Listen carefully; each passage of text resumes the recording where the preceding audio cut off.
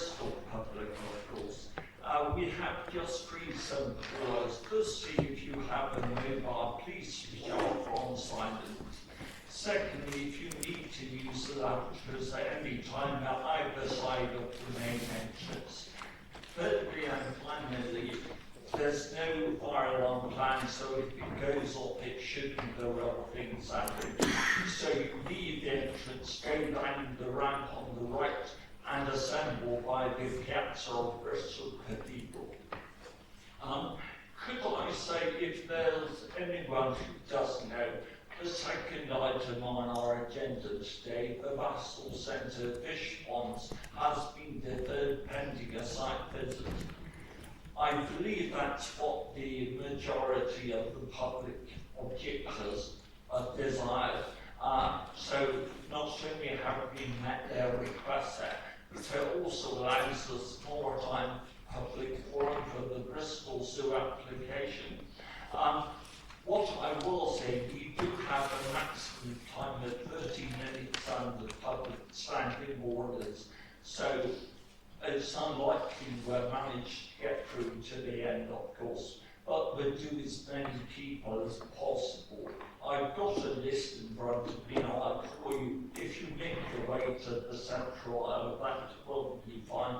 Every member has seen your written submission and have 24 hours to read it, so you only have a minute per person to actually summarise issues at stake. Please do that. And can I make a request, please? Members on this committee are by law required to make their decisions purely on material planning considerations. They are things like land use design, traffic implications, and the effect on the residential community of neighbours. There are other things mentioned, of course, by some of the protesters, like the financial viability of the proposals or the financial health of the trust, which fall outside that. So frankly, you'll be doing yourself and the members here a disservice if you waste your time, your 1 minute talking about that. So please try to address yourselves to the key planning issues we need to understand. So that's very much what I wanted to say. What I would also add, it's great to see a packed public gallery and chamber, of course, and I'm delighted so many of you wish to speak to your issues. What I would say is clearly people here gathered either have strong views for or against the application, which is fine and to be understood, but please respect the others, people's right to actually have their own view, and we don't want any actual extraneous noise, of course, when public forums are submitted. So that's all. Ali, are there any apologies? No, Chair, no apologies. So, thirdly, we have declarations of interest. Councillor Barney? Thank you very much, Chairman. Yes, I'm an employee of one of the stakeholders, Clifton College, but I confirm there's no pecuniary interest and no determination on my part. Thank you. Councillor Behans? Yes, your request, Chair, all 3 of us did attend a brief meeting with, yes, we talked about it before, I remember, with some residents, but again, it's not predetermined. So better informed us to make the opinions. Thank you. Do any of the members have interest? No. Chair, I have, throughout someone's committee, made it absolutely clear any meeting I've met with objectors or developers prefaced my meeting with saying that I to reassure you, Councillor Flanagan, I personally have no issue or trouble. My view would, I said to Councillor Hatz and other members, in the interest of actually accessibility, good value, I wanted us to make a clean breast of things. So I'm prefer to go the extra mile and play safe. The thing that concerns me, and I think maybe many members of the public here today, is that the Mayor of Bristol is the strategic lead for the Labour Party on planning, and yesterday chose to give his grog to the applicant. And I have no reason to suspect that the Labour Party members of this committee are anything other than uphold the high standards. I wondered if they might like the opportunity to explain how they are making sure that their propriety is upheld given the circumstances. I've given you the chance to actually express your view, but you know perfectly well every member of this committee actually knows the councillor's code of conduct for planning and adheres to it, and the request I made to declare any interest was made in that spirit. Also clearly the members on this side or any side are not with top course in planning decisions, so I don't think we need to go beyond that. Councillor, you can speak, but I prefer not to actually spend time on this issue. Just to say, I spent all my last waking hours reading all the stuff to do with planning, reading all stuff between emails, but I don't know, so we prepared box. Thank you. In my view, that was better use of your time. Possibly one is biased. Item 4, amendments of the last meeting, 21st of December. You'll be very lucky if you've got a good enough memory to remember this. Can I move there a correct record? Can I have a second? Thank you, Andrew. The action sheet, item 5, there's only one item, the planning enforcement and benchmarking. Originally, Mr. Collins hoped to have a verbal report for this meeting. He doesn't, but we'll take it to a meeting in the new Soviet year, and at Councillor Hanson's request, we'll have a written report so members can study that. Appeals item 6, Gary. Thank you, Chair. It's a very long list, I think, because as a result of the committee not meeting for a little while, so it's longer than normal. Unless I'm mistaken, there's no particular decisions in there that relate to decisions made by this particular committee, so I wasn't going to offer any further commentary, but I can answer any queries as best I can. Any further questions? Do members have any queries? Ed? Very kindly circulated something which I also have been focused on, the zoo application, haven't had a chance to read, which is Bristol Meadows. I was wondering if you'd like to just highlight the key issues that the planning inspector chose in the his or her. Yes, happy to do that. So this was a high-profile case, the resolution in terms of the council's case it was made by DCP, so I did give DCP more of an extensive briefing because they were more invested in the sort of planning issues there. So following an appeal against non-determination, inquiries held earlier this year, we received the decision at the start of last week. Unfortunately, the planning inspector allowed the appeal and was therefore granted outline planning permission for the development on the site, which is for 260 new residential dwellings on the site. As you can imagine, over 3 weeks of the public inquiry, a lot of issues were gone into, some into real significant depth. But as a summary, the inspector gave significant weight to the fact that the site is allocated in the local plan, that the city does not have a 5-year housing land supply, and then, so therefore we had to weigh that, and the benefits of housing delivery and affordable housing, had to weigh that against the specific harms of the proposal, which included loss of hedgerows and also trees. The council pursued a case that a lot of the trees on the site actually were veteran trees, which are irreplaceable habitat through the NPPF, and we presented an expert witness and evidence on that basis. The inspector, however, considered that apart from the 2 trees on the boundary that have already been identified. The trees within the hedgerows were not veteran trees, so therefore that they did not benefit from that significant level of protection. And so whilst the inspector recognised that there would be harm through quite substantial loss of trees and hedgerows on the site, the fact that the site was already allocated for housing development and there were already other benefits, and that's why the inspector came down on the side of allowing.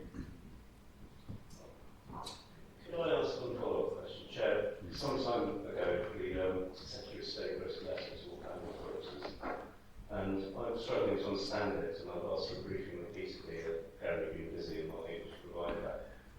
Am I to understand that the 5-year supply and housing targets are still very much there, and this is just a notice of intent to change them, or is that already changed?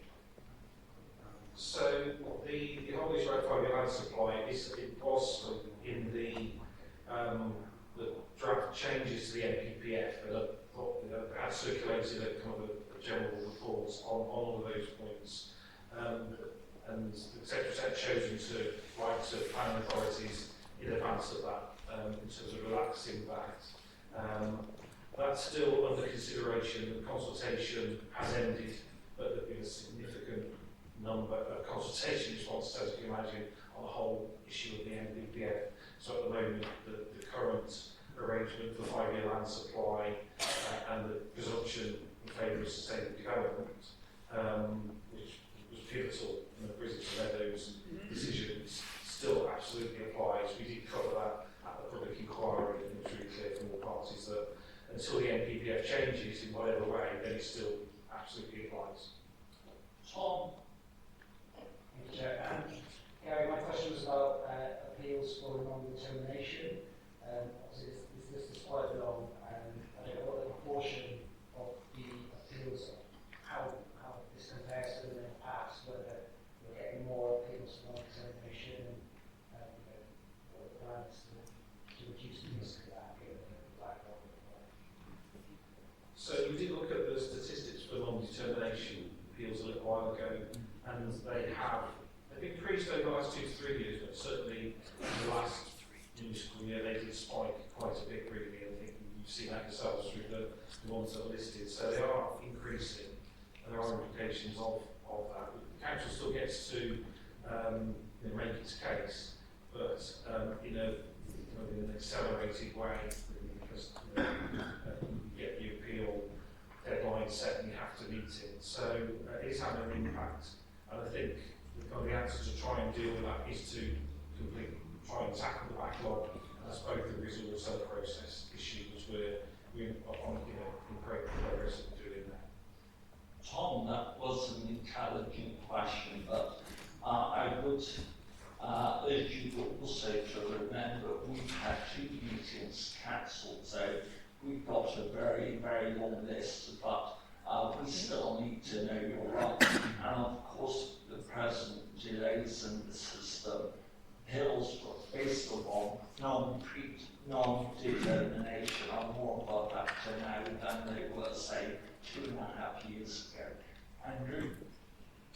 Thank you, Chair. Yeah, just to go back to Brisbane, this time Brisbane West. So there are quite a number of outstanding appeals, especially the former YL Garden Centre, and that's been the case for quite some time. And I'm just wondering if you have an idea of timelines where we think a decision might be made. Yes, thank you. And certainly those appeals are very high on my list as well.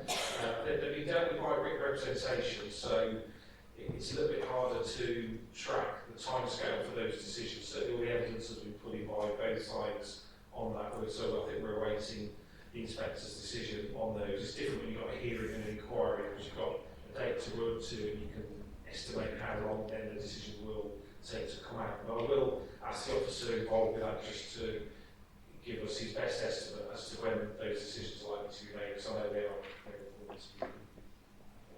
I've just got one further comment on this. Obviously, all appeals which are lost by the local planning authority are good news, of course.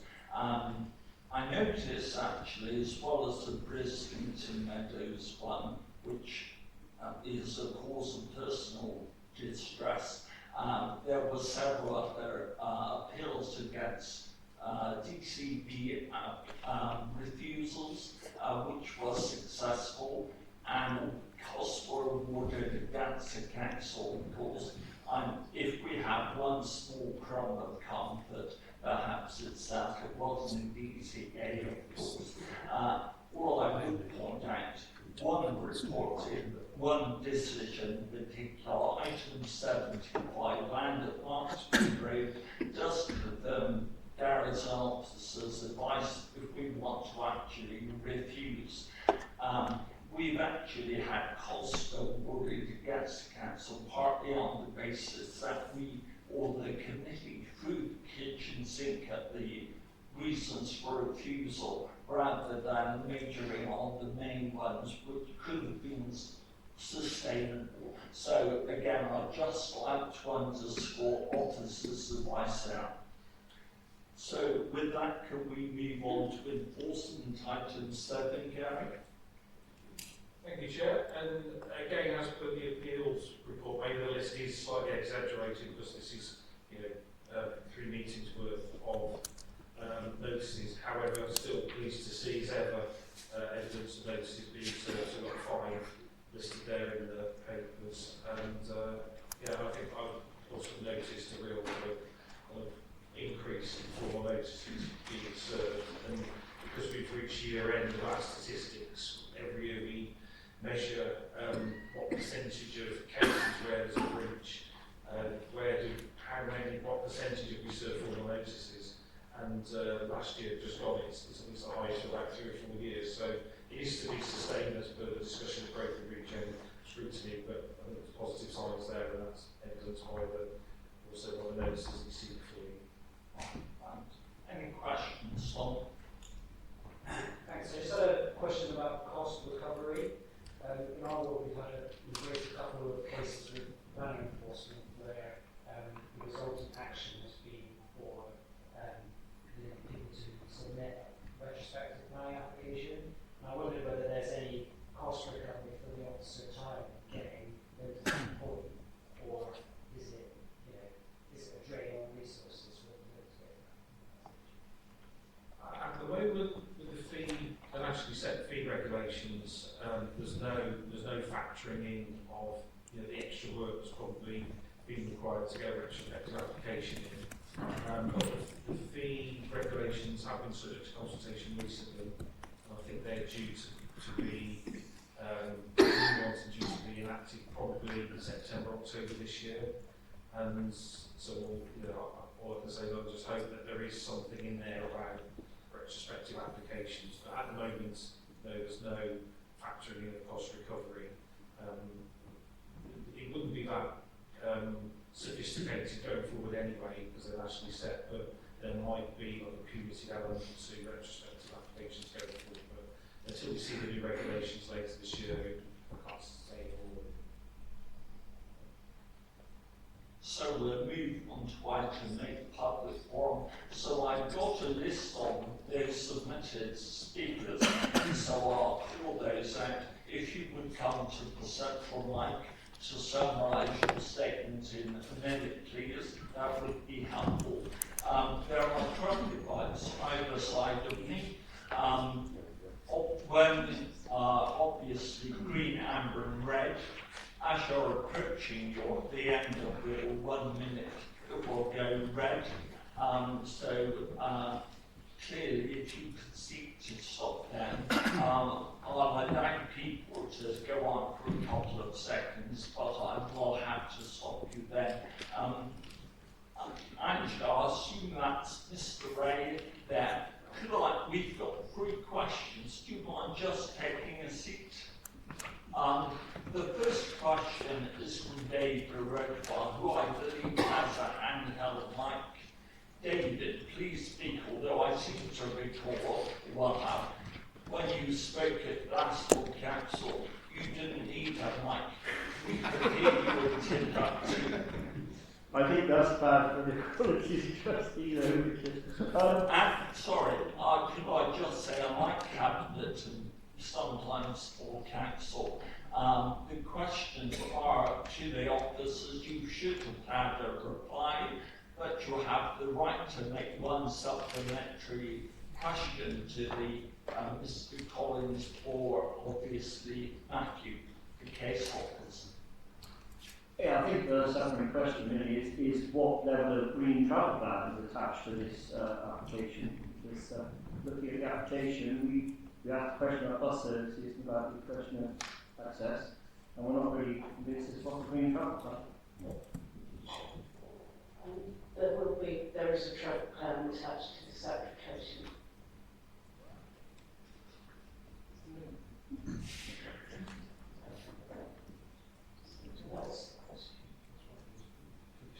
I actually asked a question, Chair, about not just the green, I asked a question about access, bus services, issues like that, then that's not in the green travel plan, sorry, I've read that, it's very detailed.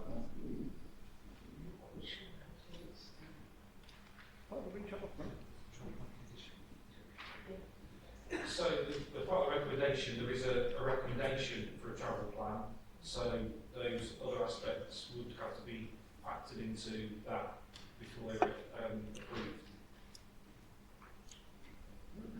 So, I think you've had your answer there, David. Can I call Andrew Patton, who's on his second question? Andrew, if you make your way to the central line. So again, you should have had a copy of the officer's reply. If you wish to ask a supplementary, please. Thank you. I have just got a question here about what information was given to people about the zoo being listed as a community asset and the notice for sale, which only became clear to many of us on the portal 6 months later. And I'm very sorry, but I had 19 meltdown this morning, so I'm not going to see everything, so it's really difficult. So sorry, is that your original? You repeated your Yeah. original question because we I provided believe the response. actually Mr. Patton said he had an IT problem this I morning. had so no he idea, I had had to nothing this morning, and I couldn't get stuff through. So I just wanted an answer about the information that I'll was be able provided. to summarise. Yes. So sorry. That's perfectly all right.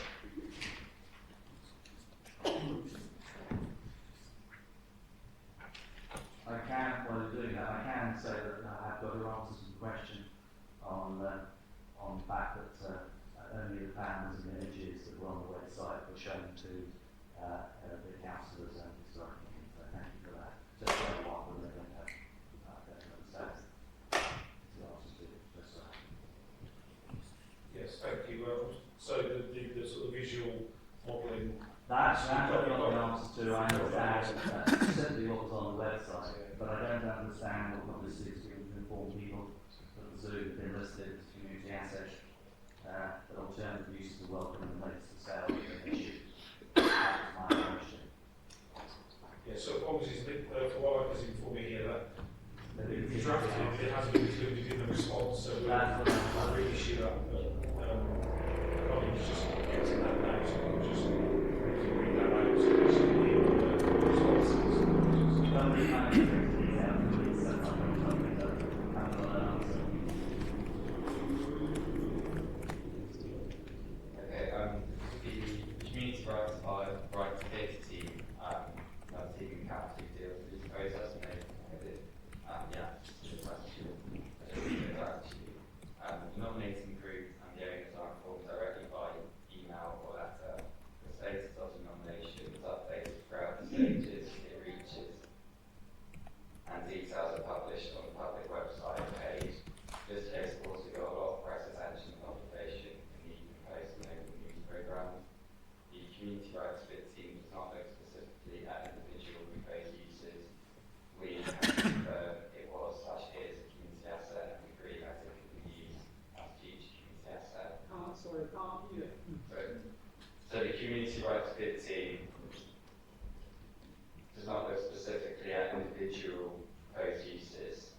They have to confirm that it was or is a community asset and agree that it could be used as a future community asset. The web page was updated more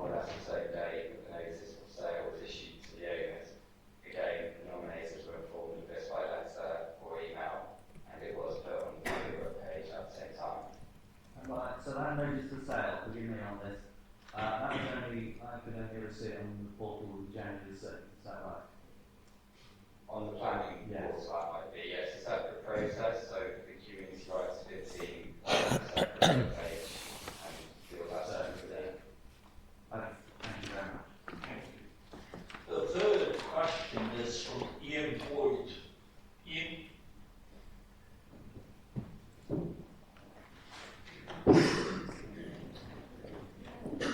Thank you, Chair. We note that the Committee A members have had the opportunity to be shown the zoo site. Sorry, Ian. This is your question. Is that not Do you have, so the point is, do you have a supplementary based on the officer's reply? Yes, the question is, the reply we had was that the meetings were entirely informal and not noted. And the question would be, has that always been the case, or is that just the case in this situation? Yes, with many major planning applications that the committees, both committees deal with, we follow a very similar process in that applicants are invited to provide a briefing to members. With officers facilitate that. We manage it really carefully, and there's always a clear message to everyone involved that there's no predetermination involved or debate on the issues. It's very much giving of information and asking questions.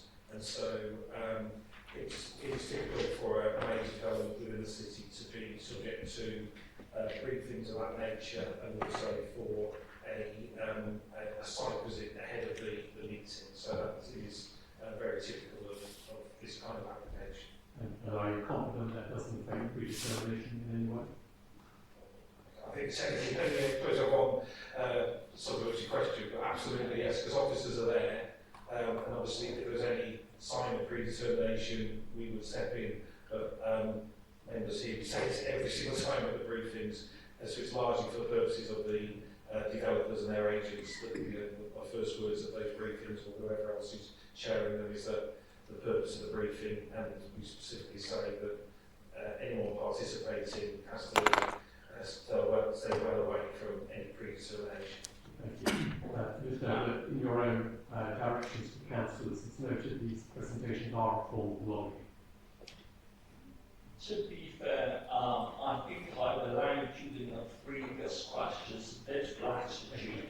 Technically, you should only ask one supplementary question, but for clarity, I was happy for a supplementary, as it were. Should we now move on to statements? If I could urge people again just to summarise in a minute, please. We've read your written reports.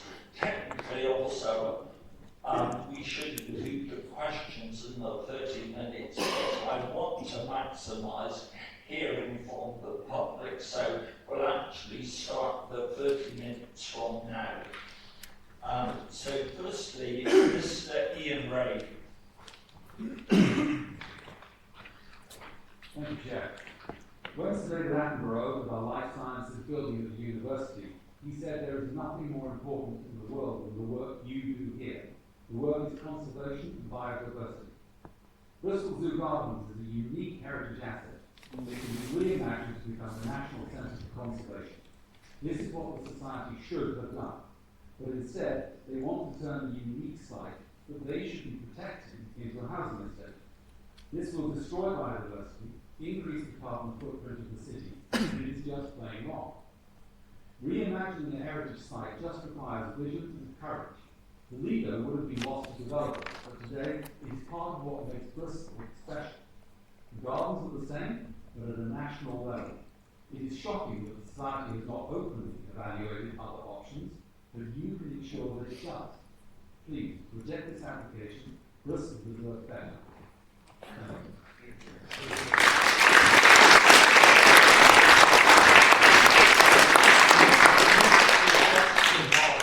Could I urge the public in the chamber, although you may so strongly, since we've only got 1 minute per person and we get less people in if we have traffic, it really doesn't help in a way. So can I urge you to desist? afternoon, councillors. I understand that closing the gardens has provoked strong feelings. People love the zoo and they love the gardens. But we have worked respectfully with the community, staff, officers and statutory bodies on what I think actually will be held up as an exemplar scheme. That of course includes opening up the much treasured gardens so everyone can visit for free. Our legacy really matters to us, so rather than apply for an outline application, we've gone into great detail so that you will know exactly what you'll get.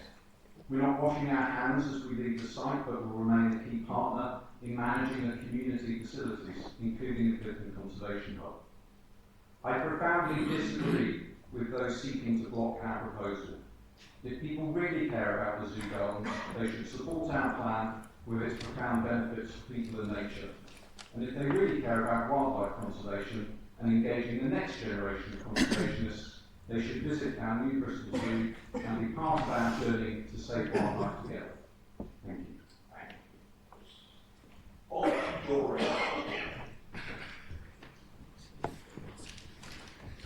you.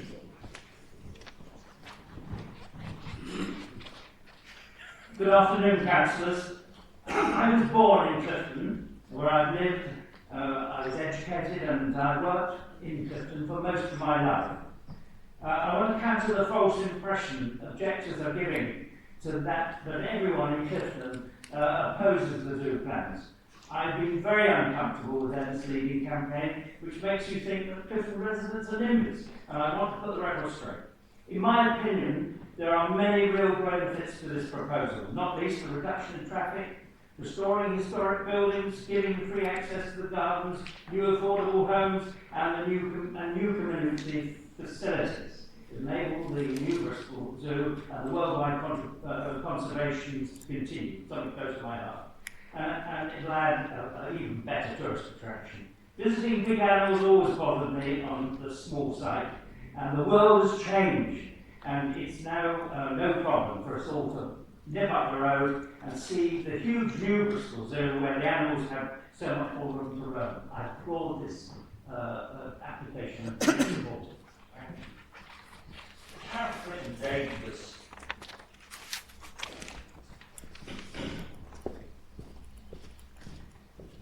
Good afternoon, councillors. Along with many of Bristol's major visitor attractions, Visit West fully supports the zoo's plan to redevelop the Clifton site and invest in the Bristol Zoo project. While the small Clifton site has been home to the zoo for 185 years, the proposal to redevelop the site with all its constraints as an international visitor centre has been carefully considered. It's clear to anyone with the experience of challenges of running a tourist attraction that this is the wrong site in the wrong place.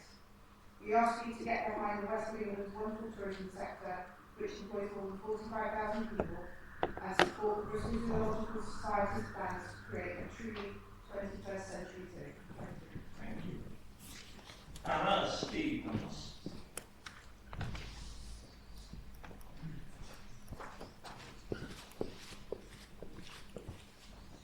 Good afternoon, councillors. The Avon Downs Wildlife Project fully supports this proposal. Working with our dedicated volunteers, we deliver an amazing engagement programme for schools, community groups and the general public. For some time, we have struggled to bring groups to the Downs, as we have nowhere for them to meet, to gather, to have lunch or a cup of tea, or even go to the toilet. As part of the zoo's proposals, the current main entrance building will become the new conservation hub and a long-awaited permanent base for the wildlife project. The hub will provide a much-needed space for everyone in Bristol to meet, engage with, learn about and treasure the amazing array of biodiversity that we have literally on our doorstep here. In approving this application, you will be directly helping our community support our precious biodiversity. Thank you, Claire. George Kuglas.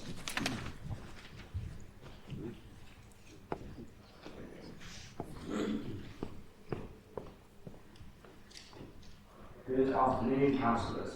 As a young person living in Bristol, I fully support this application. The society doesn't just run a zoo, it's also effectively a university. I am one of about 300 young people studying zoology and conservation courses the zoo runs in partnership with local universities. I love wild animals. and my ambition is to become an animal keeper, and the zoo is giving me the training that I need. However, the training facilities in Clifton are limited. The new Bristol Zoo will bring huge new investments, doubling the number of student places from 300 a year to 600. That means so many more young people will be given a chance to pursue their passion. The move to the new Bristol Zoo will allow the society to start training the conservation leaders of tomorrow at a time when that leadership has never been more urgently needed. Thank you. Christopher Jeffries.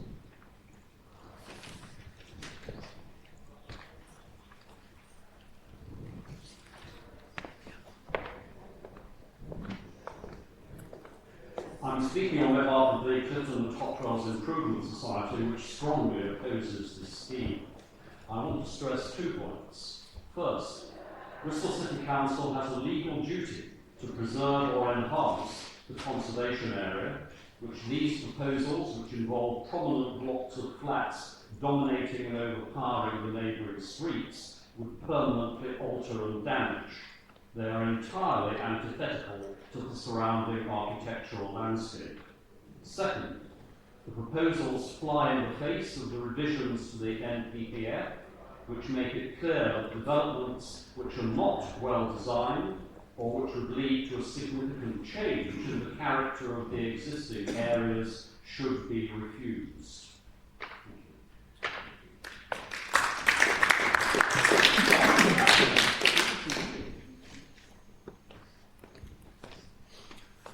Thank you, Chair. Thank you, members. You will have seen my statement, which is fairly technical, relating to biodiversity net gain. Paragraph 180C of the NPPF says that plans should aim to achieve measurable net gain.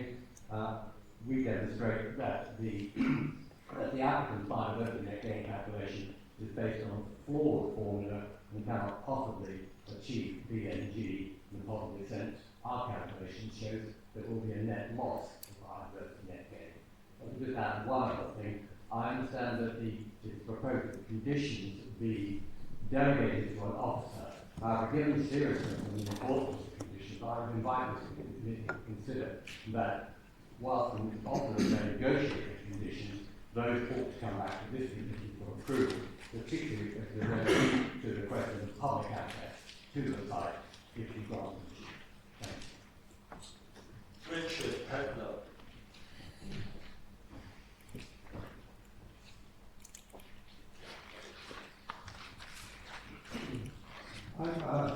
Good afternoon, Council. I'm the founder of Richard Pedler Architects. As conservation consultants, we have been involved in rethinking the future of many heritage sites in Bristol, including the observatory on Clifton Down. The Bristol Zoo site has a rich, multi-layered heritage and this must be addressed. So what is its intrinsic character?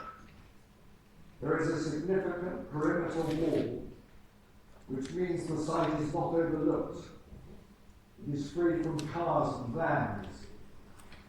It is a safe space, where people and nature flourish. If the perimeter walls are breached, the integrity of the asset is lost. Proposed housing and vehicular access undermine the significance of this historic amenity. I urge you to reimagine how this unique place might continue to inspire present and future generations. Thank you. Yeah.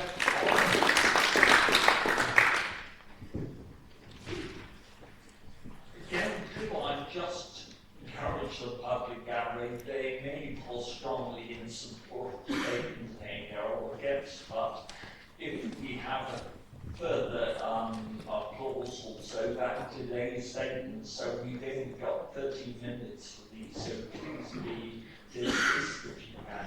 Yeah. Good afternoon, councillors.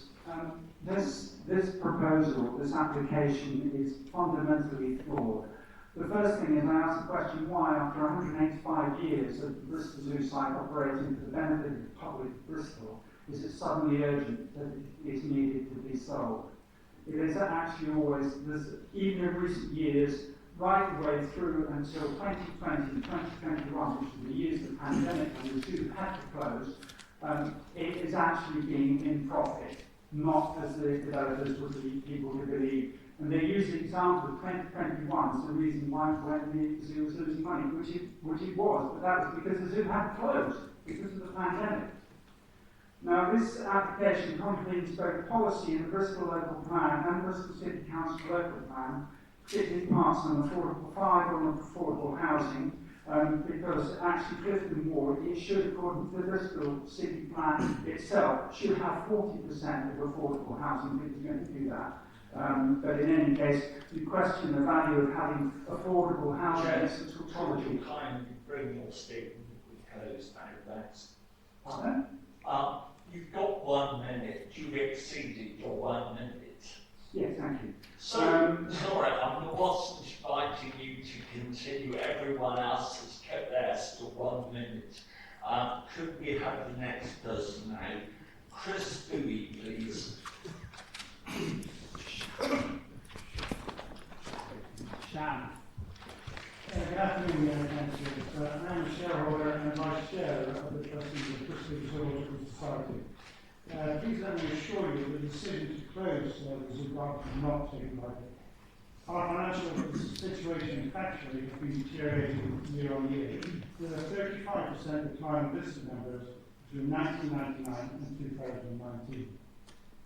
To address this clearly unsustainable situation and animal welfare issues, we needed to look not nostalgically to the past, but to the future. Our strategy has been supported by independent professional advisors, every conservation zoo in the country, plus European and global zoo federations.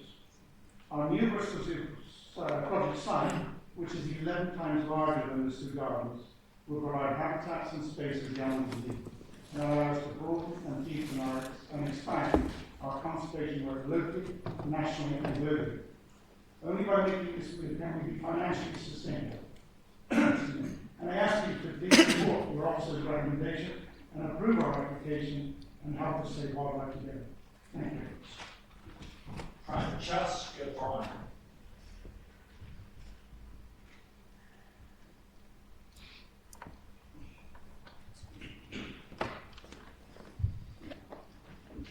Good afternoon, councillors.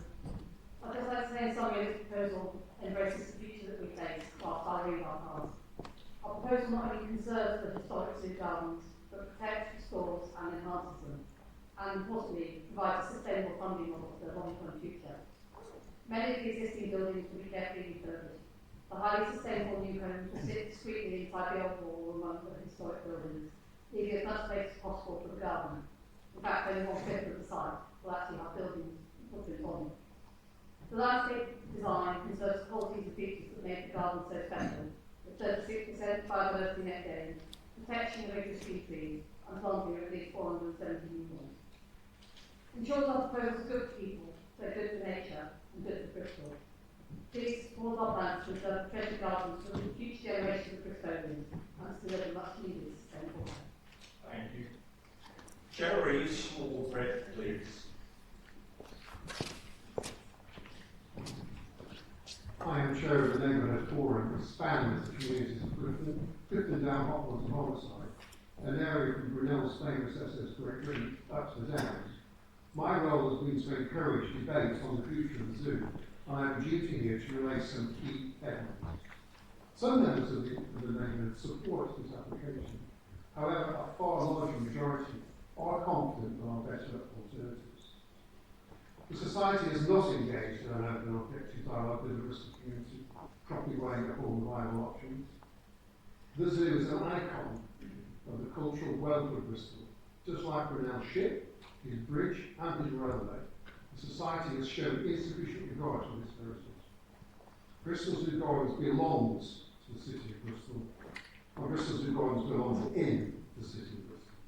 The application should be refused to allow proper public debate and choose a better future for the Zoo Gardens in Bristol.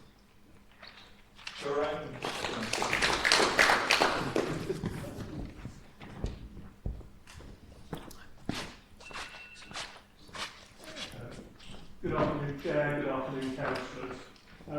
We know it's fairly common practice that developers' initial proposals are excessive and that they get the balance wrong between the developer benefit and the community benefit.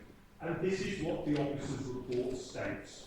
The proposal scale and massing means the proposal cannot be considered to be well designed in the context of a national planning policy framework and suggests the proposal should be reviewed. It's very clear. Reducing the scale and massing of this development is essential. It will retain more of the character of community heritage of Bristol Zoo Gardens, as would reducing the number of car parking spaces, which seems completely inappropriate for developing modern time. I ask that the Development Control Committee members please reject this proposal and that the developers return with a more appropriate application. Councillor Grant. Katie, if you could actually address that Councillor overall statement first, and then while you're up, you might as well do yours at the same time. Sorry, did you ask which for Chair? Could you do the one on behalf of Councillor overall, and then while you're up, actually do your own? Sure. I've only 2 minutes in that case. You are indeed. Thank you very much. Councillors, I'm reading now on behalf of Councillor Paul O'Rourke. I'm sorry not to be in attendance today, but I have a pre-booked Lord Mayor engagement, which means I'm out of the city. I presume you have all read my statement, and I would just like to summarise here briefly. There is a lot to like in the design of the scheme, and I do think we should consider a residential scheme on the site and one which supports the maintenance of the gardens for public access. However, I have challenged the zoo on their formula for the management plan and believe that they have reached a quantum of 196 without considering alternative ways to pay for the upkeep of the gardens. They have put down a fund to help maintain the site, which would mean fewer units and reduce the harm to the historic context. This would mean that the massing would be reduced, which is what residents want and is supported by our own urban design team. I do not think that the local context is being given sufficient weight. Massing and quantum breaches our own policies DM26 and DM27. The terraces need to be broken up to give a more villa-style appearance. I think the proposal should be refused and the zoo should come back to altered design. My own statement is as follows. Most endings are not happy endings, and the closure of the zoo site in Clifton is a truly sad and poignant moment in local history. I think the Zoological Society have done a lot of work to consult the public on their plans and designs, and I see that in the absence of an actual alternative offer on the site, that value that some housing inside the walls will bring is necessary for the maintenance of the gardens that are so loved. Let us also not forget that we are in a housing crisis in Bristol. However, I have objected to the proposal in its current form because I want to see 24-hour public access to make sure that this site belongs to all of us, does not feel like a closed housing development. I would like a stronger, bolder and clearer structure to manage the green space and to ensure an enduring community voice in its use and protection. Finally, on sustainability, I think the days of incremental change are gone. A conservation society like the zoo should be building for a net zero world using construction materials and methods that set precedents for the whole city. George Davis. Thank you, Chair and members of the committee. I speak as a Bristol grandfather, principally, and a zoo shareholder, and I feel deeply betrayed by the management and trustees of the zoo, who have conspired to dismiss viable alternatives, two of which I know have been subject to pre-planning applications and received positive responses. Make no mistake, this is the result of a mother and father of a Bristol establishment stitch-up. And I should know.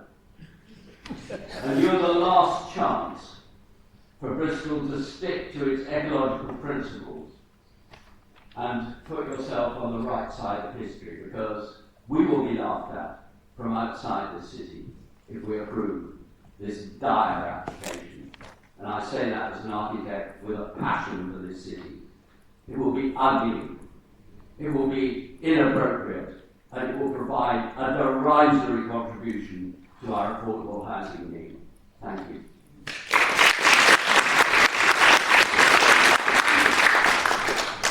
Georgina Harwood, sorry.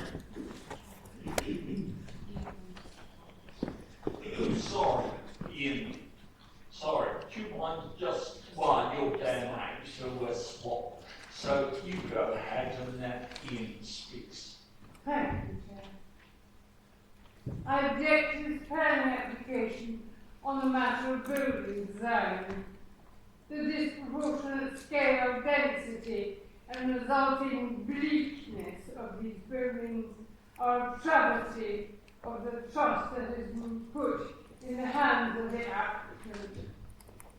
It is noted that the architects, Penor and Brassad, are now merged into an enormous international business, far removed from the beloved idiosyncratic zoological gardens of Bristol. The city is already burdened by much poor buildings design from the 1960s. This specific site is the right place for top quality housing design. Anything less would be a shame on the city. Thank you. Thanks. Ian Ward apologies for the mistake. Thank you, Chair. The cultural importance and history of this very old site has been trivialised by dismissing it as a brownfield ripe for development and treating the listed buildings as no more than follies. When the NPPF was published in 2012, it was described as a developer's charter. It's far too easy for schemes to pass on the basis that they cause less than substantial harm. I strongly disagree with that assessment, and it isn't outweighed by the claimed public benefits, which are illusory. The Zoo Gardens are a unique sanctuary. They will be transformed completely in look and feel, and not for the better. Now, in wartime, the deliberate destruction of cultural property is a war crime. But in peacetime, we let our historic environment be chipped away at until all cities look the same, tedious, inhumane, and rarely blessed with good architecture. This scheme sets no high standards, like almost all schemes is purely motivated financially. This kind of loss of things of interest and value to the mundane and short term doesn't go without notice.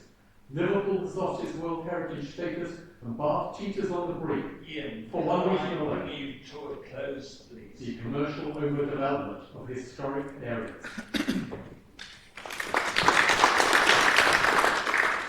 I would suggest you ought to consider a career in politics, like your cake and eating it.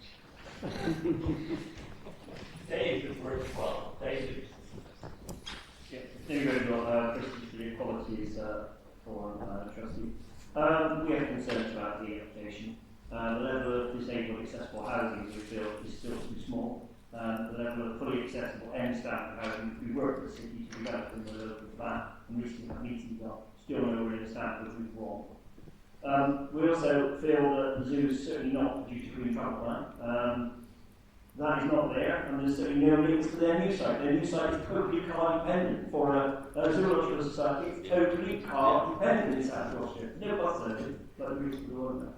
And also, to imagine that tourism is suddenly going to switch to South Gloucestershire, but let's be fair, the tourism stands, the bridge, and the Buchanty Gorge. So people still come there, but we think the actual garden facilities are quite poor, in the sense there's no cafes, toilets, and people still visit the site. So I think some of this is pretty poorly designed. And as an organisation, we're looking at the access, and we just like to see much more and better design with it before we go forward. Yeah. Thank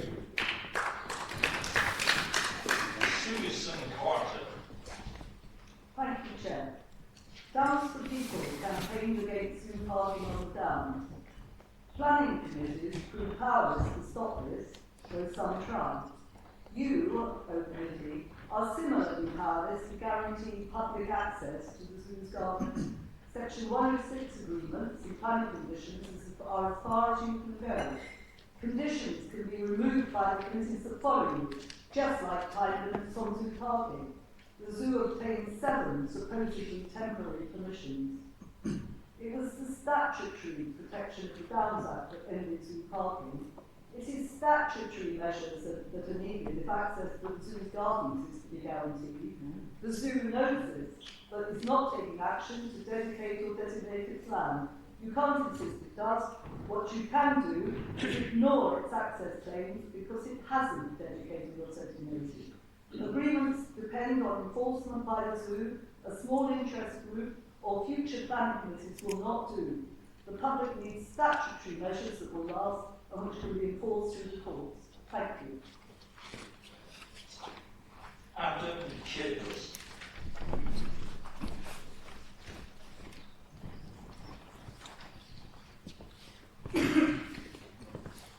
There have been a vast number of objections. Everyone objects to the 4 6-story blocks which are wholly out of character with the surrounding neighbourhood. Clearly, the case officer himself agrees. His conclusion could not be more clear. It's at page 138. The development cannot be considered to be well designed. Now, the National Planning Policy Framework is abundantly clear at paragraph 134 that development that is not well designed should be refused. Paragraph 134 is mandatory. If the development is not well designed, the application must be refused. That is a matter of law. There is no scope of discretion or balancing exercise. Grant permission would be unlawful.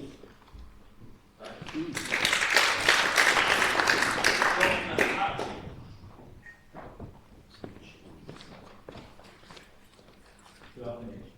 I'm representing ABD Streets. We're a Bristol-based charity fundraising to buy and create new woodlands in the Bristol catchment area. In the last 3 seasons, we've planted more than 35,000 trees. It's likely that hundreds of tons of carbon are safely stored in proposed trees developed at Bristol Zoo Gardens. Even if twice those number of trees were replanted, it would take decades and decades to store the equivalent amount of carbon. Certainly very little by 2030 when Bristol aims to reach net zero. Bristol was the first council in the country to declare a climate emergency. If this committee passes this application today, the Bristol City Council will be effectively reversing that climate emergency declaration. I urge you to oppose this bill. Thank you.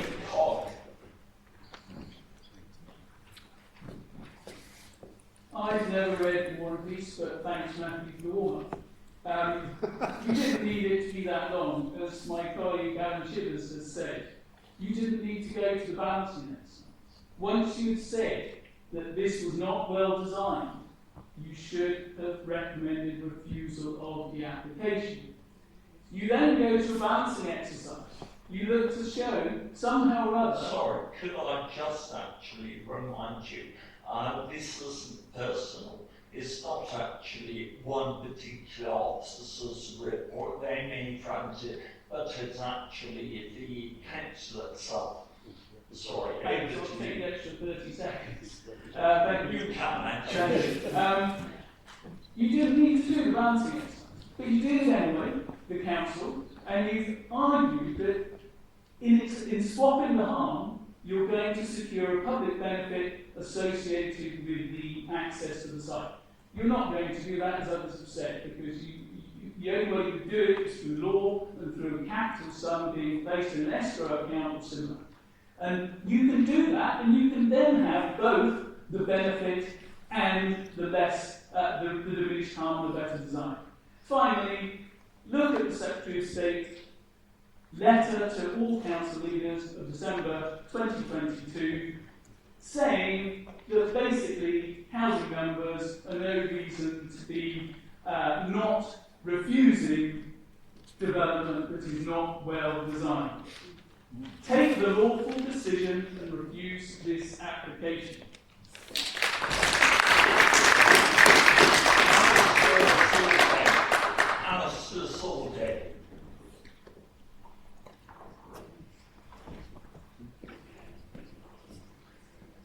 Nearly 10,000 petition signatures, nearly 1,000 objections. This is no small matter. We all know, in our hearts, that we're talking about something which is ugly, it's unsustainable, it's inappropriate for a conservation zone, and it's not affordable. 31 one-person flats for 250,000. This is a Joni Mitchell moment. You don't know what you've got till it's gone. Paradise will be paved over. This massive inquiry is all about this, all to raise money for a once noble institution which is leaving Bristol. I was once chair of the Bristol Green Capital Partnership. We were so proud of our city. Let us not let a handful of trustees in one institution take Bristol backwards.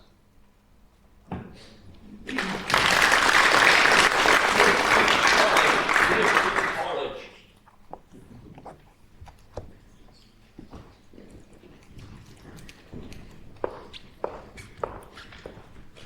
Good afternoon, councillors.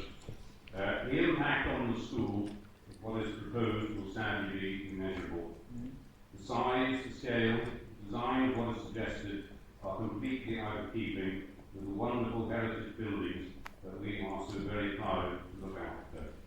The protected views from the college, along with so many trees, gone forever. But what we are most concerned about today is the impact on the lives of our pupils.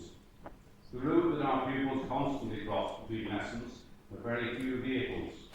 With this development, we will see a sharp increase in traffic, and pupil safety doesn't seem to have been considered. We know that some of our younger pupils do not feel comfortable with people looking at the playground. How will they feel when they are overlooked by ranks of apartments? Worse still, what impact on the well-being of our boarders, with their homes and living spaces overlooked? For a boarder, the school is their home. On behalf of each and every one of these pupils now and in the future, please pause today and ask for the plans to be reconsidered, the school consulted. There is just too much at stake. Thank you. People move. I had hoped to take more people, but the applause actually cut into the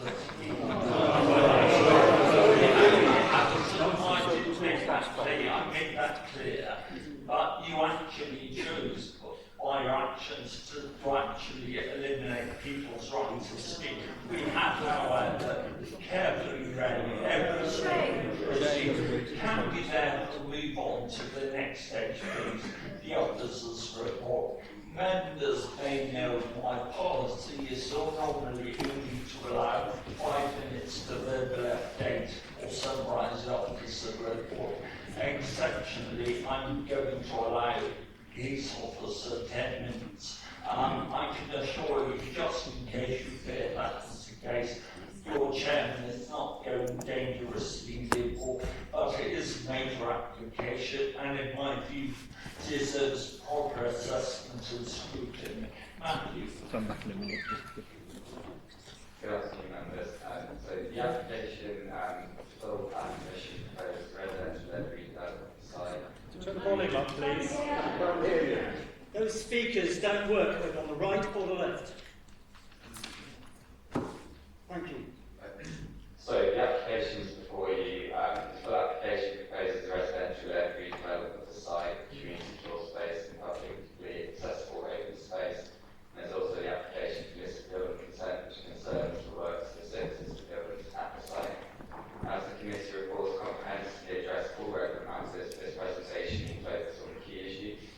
The presentation cannot include every plan, but together with the plan appendix to the committee reports, a comprehensive representation of the development has been provided. The site is designated as important open space and is a locally listed historic park and garden. There are approximately 30 TPO trees at the site and 6 listed. Could I suggest members don't cancel out? What I would, the mics are working perfectly well here, but sometimes if you sit too far back, you can't make clear a communication, so that you really mind just step moving forward. Yeah, so this is the best I can really do. It's okay? Shall we start again? Do you talk? So, as I said, there are 6 creative listed buildings at the site, and there's also listed buildings in the vicinity of the site, which are both in gold and orange colour. The light blue ones are locally listed. The site is also in the conservation area. As been explained in detail in the report, the applications have received a significant number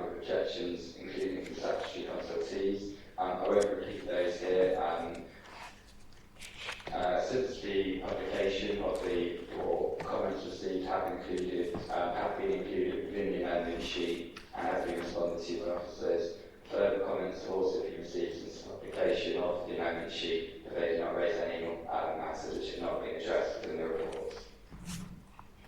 Here's a complete master plan of the development. The majority of land is finished to the site's edges.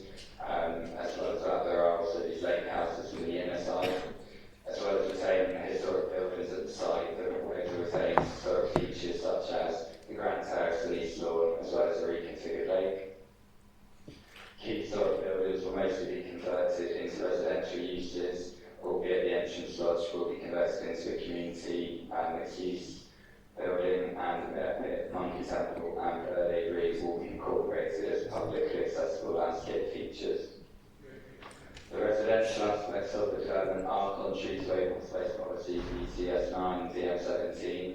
However, there is justification for the residential proposals, largely as they will facilitate long-term management of the site, including the provision of free public access to the site for the first time in its history, as the management of the site's publicly accessible areas will primarily be funded by an estate service charge, which will be secured by a Section 106 agreement. The plans on the left show the areas of the zoo where visitors could access, where visitor access was restricted or denied, and the plan on the right indicates the areas of proposal where the public will be able to gain access. It evidences that the development will allow for greater public access to a larger proportion of the site than was available when the zoo was open. Whilst the proposal will deliver a materially different form of open space compared to the existing zoo, it will nevertheless deliver high quality open spaces that will be activated through free public access. And for these reasons, we believe that the positive weight associated with that will outweigh the negative weight associated with policies in ECS 9 and DM17. It is a plan of the Clifton Conservation House Law. The zoo provides community facilities currently, however, the development needs relevant policies which seek to protect community uses as there is appropriate alternative zoo provision in the region. Further, those more local, community-oriented aspects of the zoo, such as its open space, events venues, and meeting space for the community will be provided at the site. This is an access strategy plan. The development will introduce traffic to the site, which is necessary for residential uses. It is, however, harmful to the site's heritage and open space value, albeit it is partially mitigated through various measures, as is explained in the report. 40 affordable homes are proposed. Whilst this does not meet policy ECS 17's 40% target, the proposal does accord with the fast-track approach set out within the Affordable Housing Practice Note, where the applicant has committed to commence development within 18 months of permission being granted, and a viability testing process if the development does not commence within that time period. The weight associated with achieving the early delivery of the development and its affordable housing, in this case, outweighs the need for full compliance with the policy. A significant number of trees are proposed to be felled to facilitate the development. The agriculture team has raised no objection to this, suggesting the retained trees are those of the highest community value and appropriate replacement trees is proposed. The development will not necessarily impact nature conservation at the site, and we have evidence that the development will achieve the biodiversity net gain. The proposal also meets relevant sustainability policies. This is an existing proposal in the Northern Block. The proposal will harm the significance of the Great Eastern Entrance Lodge buildings, where their significance includes their visual dominance in the landscape. Here's another view of the Northern Block.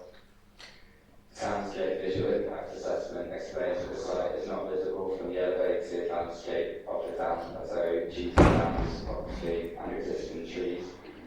This is evident from the sections included on the plan on the slide.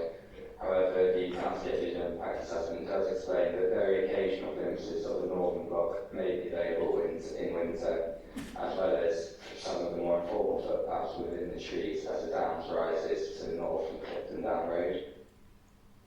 Here's a view from the East Lawn. Here's a view from the junction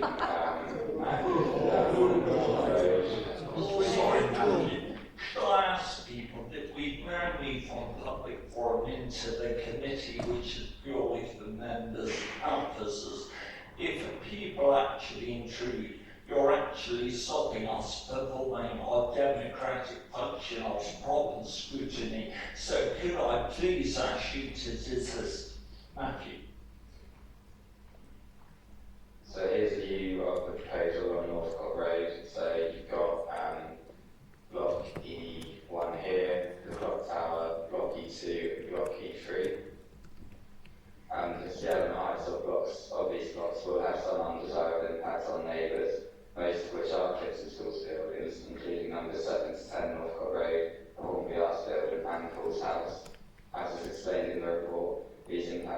considered to be a reason to refuse the application due to a number of factors, including the severity of the impact, the respective uses of the buildings, and the need to effectively develop the site.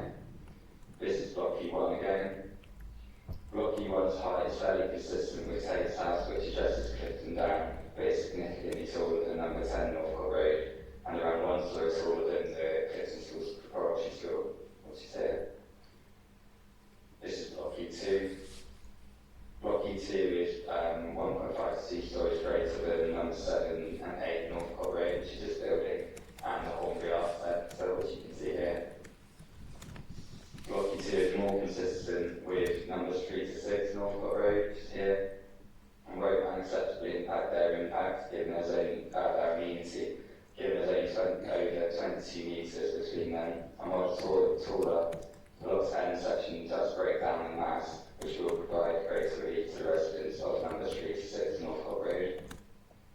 This is block E3. Block E3 is approximately 1 story taller than Paul's house and numbers 1 to 2 Northcote Road, albeit the block's impact is mitigated in part through being set back from the road, which provides generous separation distances, and the block's design, which sets back its 5th story.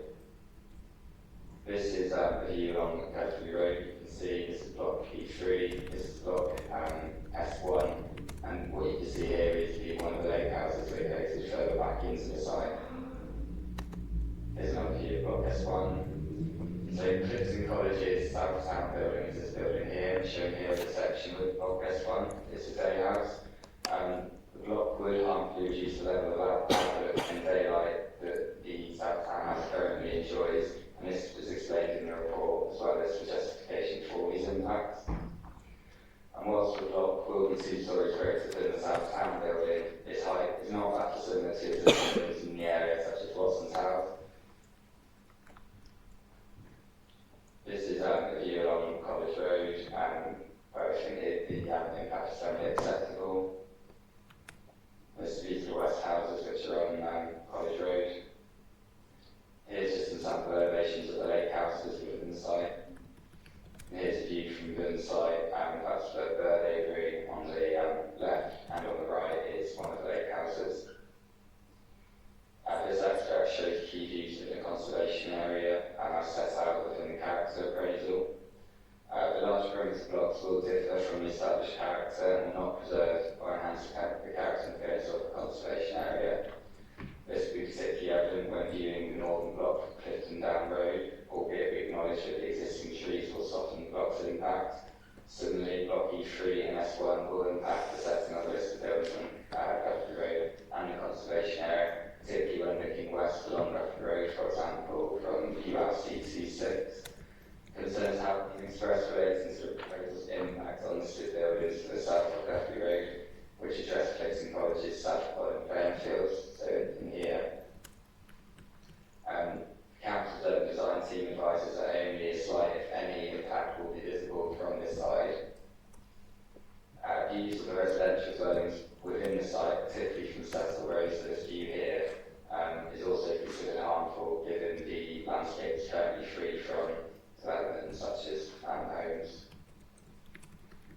So the development does pose less than substantial harm to the setting of a number of heritage assets, predominantly due to the change of use resulting from the loss of the existing zoo, and albeit the zoo has closed, the quantity of residential development and the scale of massing at the perimeter of the site. The applicant has provided clear and convincing justification for this harm in relation to the loss of the zoological use. The proposal ensures that the site will retain communal value to Bristol, as well as the meaning of the place for visitors will change. The site will continue to offer access to members of the public.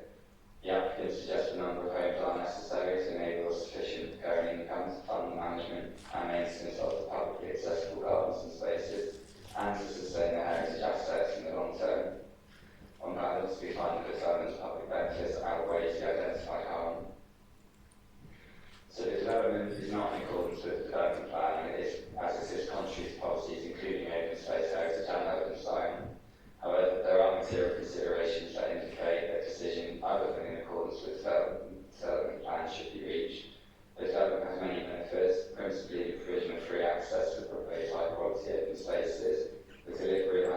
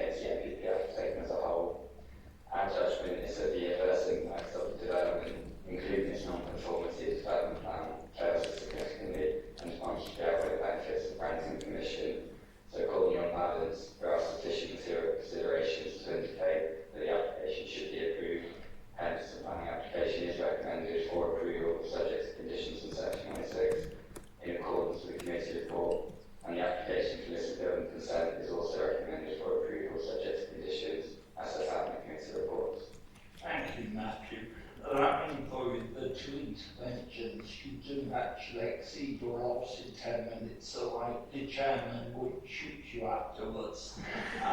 We're now moving on to members' questions. I've got two arising from the public forum. Firstly, Michael Ashland from the Tree Forum raised the methodology related to the biodiversity net gain. Are you able to clarify that, please? Yeah, so at the time of the preparation and submission of the application, biodiversity, so I should probably just start by explaining biodiversity net gain, the tools to how to assess whether there will be a net gain have been issued by Natural England in the forms of metrics. At the time of the submission of the application, the preparatory work before the application, metric 3.0 was in place and issued by Natural England. So the applicant used that metric. Since then, new metrics have been published, including 3.1 and 4.0. Natural England's guidance is that it's up to the consenting authority to decide which metric the applicant uses, but during the project, their advice is to not change metrics unless specifically asked to. There's no legislative requirement on the applicant to use a specific metric, and as well as that,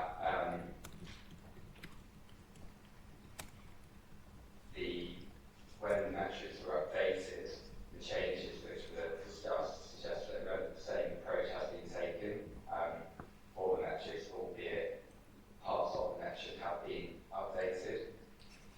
So overall, we're confident, and Nature Conservation Officer is confident as well, that the metric is appropriate and representative, so we can rely on the figures provided by the applicant, which suggests biodiversity net gain. Thank you for that, Matthew. My other question relates to the submission by the headmaster of Clifton College. Obviously, well, be for members to judge about the North Coach Road elevation and the massing and design, but my particular issue was about transport and road safety, and perhaps I can ask Pip what our view is of that assessment. Thank you, Chair. We take this issue about road safety, especially when children are involved, very, very seriously, and our duty of care on the highway makes me pay particular attention. I've worked with the applicant since I started in the council last year on this scheme, and we got to an agreement that they extended their extended works with a section 278 agreement with me, so that any extra works required for road safety purposes would be included in that, which is actually a much more efficient way of ensuring that happens. To be able to embrace that, I've got them to agree that independent road safety audits will be carried out during the whole of that project, and we will agree whether extra interventions are needed on the results of that road safety audit. I do believe that that is an efficient way to ensure that happens. To back that up, the travel plan contributions, we've agreed that they should focus on road safety with children, either the new children on the application site or the existing very important lives of the children attending the schools and living in the area. So the exact details of how that will be would again be dependent on what the safety audits draw as key attentions. Would it be curbside craft teaching, cycle training? There could be plenty of options to make sure that both the safety of pupils and the children of residents as well as adults will be, there is plenty of opportunity for that to be dealt with. Is that okay? That's fine. Councillor Barney and then Councillor Gita. Thank you, Chair. taken my first two questions, but that is your privilege as chairman, so that's quite all right. I've just got a couple of questions. Matthew, thank you very much for the report. It took a lot of reading, but I think it's very thorough, so thank you very much indeed.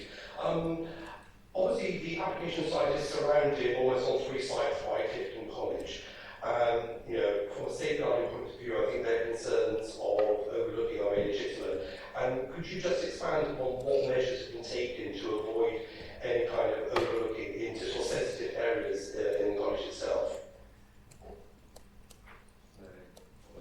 Just go back to this slide.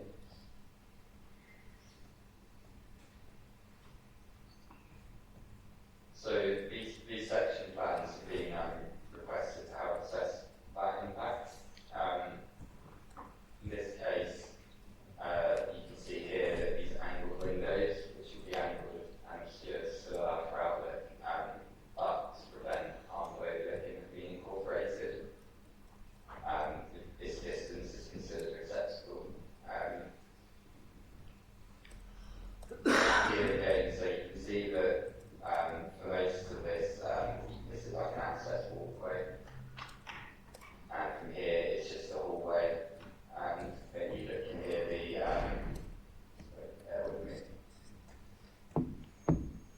the window's actually here, so the angle of view will prevent arm flow looking likewise here. And this plan shows that from, if you were standing up here, the angle wouldn't allow arm flow looking.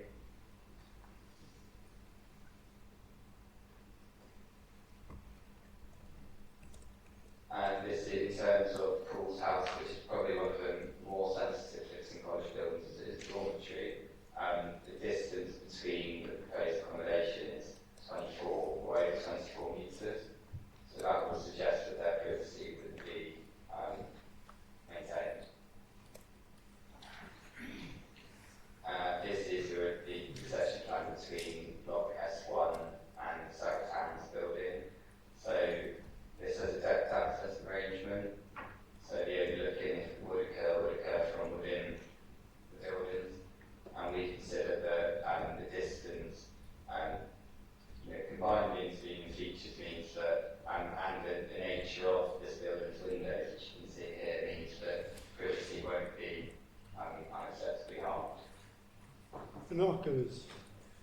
So basically, the angle windows and the use of the API will be sure, and the distance will be sure there will be no overview of any kind whatsoever. And the layouts of the blocks themselves, in terms of which rooms will be facing college places as well. Thank you very much. If I could just move on to the Section 106 agreement for the public access. It's been suggested that that is not robust enough, and that at some point in the future, public access could be removed. Obviously, that's the key selling point of this scheme, that we have a public access, free access in perpetuity. Are you confident that Section 106 is robust enough to achieve that? It's probably best to refer to Ali Cross to answer that question. Thank you, Chair. The short answer is yes. The Section 106 obligation is entirely capable of being a robust means of securing public access.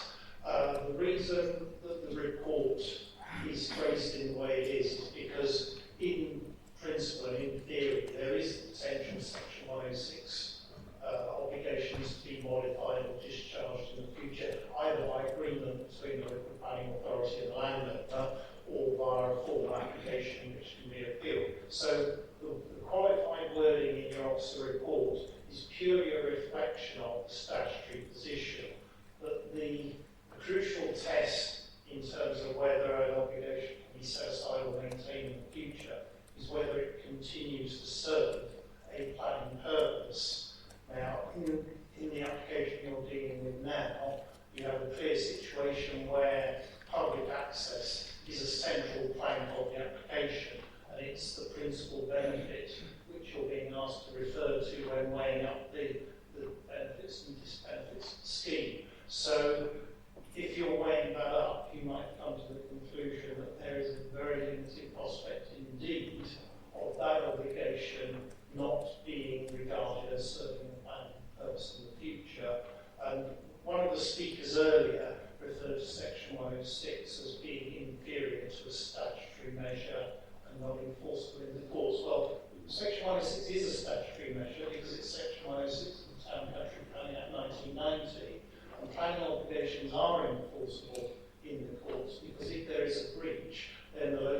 planning authority can take the person responsible through civil proceedings to secure either an injunction or an order forcing them to observe the requirements of line 6. So with all that in mind, I'm content that section 106 offers a robust mechanism in this context. Catch the geek. Thank you, Chairman. So I was just looking at the design being contributed was DM26 and DM27, and the two offsets for me were one, the public access, which has been very well answered, so thank you very much.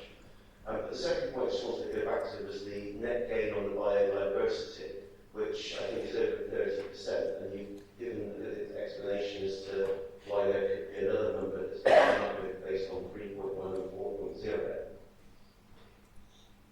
But if the over 30% was robust, surely 3.1 and 4.0, if they were used, wouldn't have a material difference in the net gain of the biodiversity. So do you have what the metric might have been, or a guide of how different that net biodiversity gain would have been if the other metrics were used? If that made any sense. So we've taken the view together with our nature conservation officer that it would be disproportionate to ask the applicant to change metrics partly through a project or 4.0 was only issued in March or April this year. So we don't know what the material would be from that.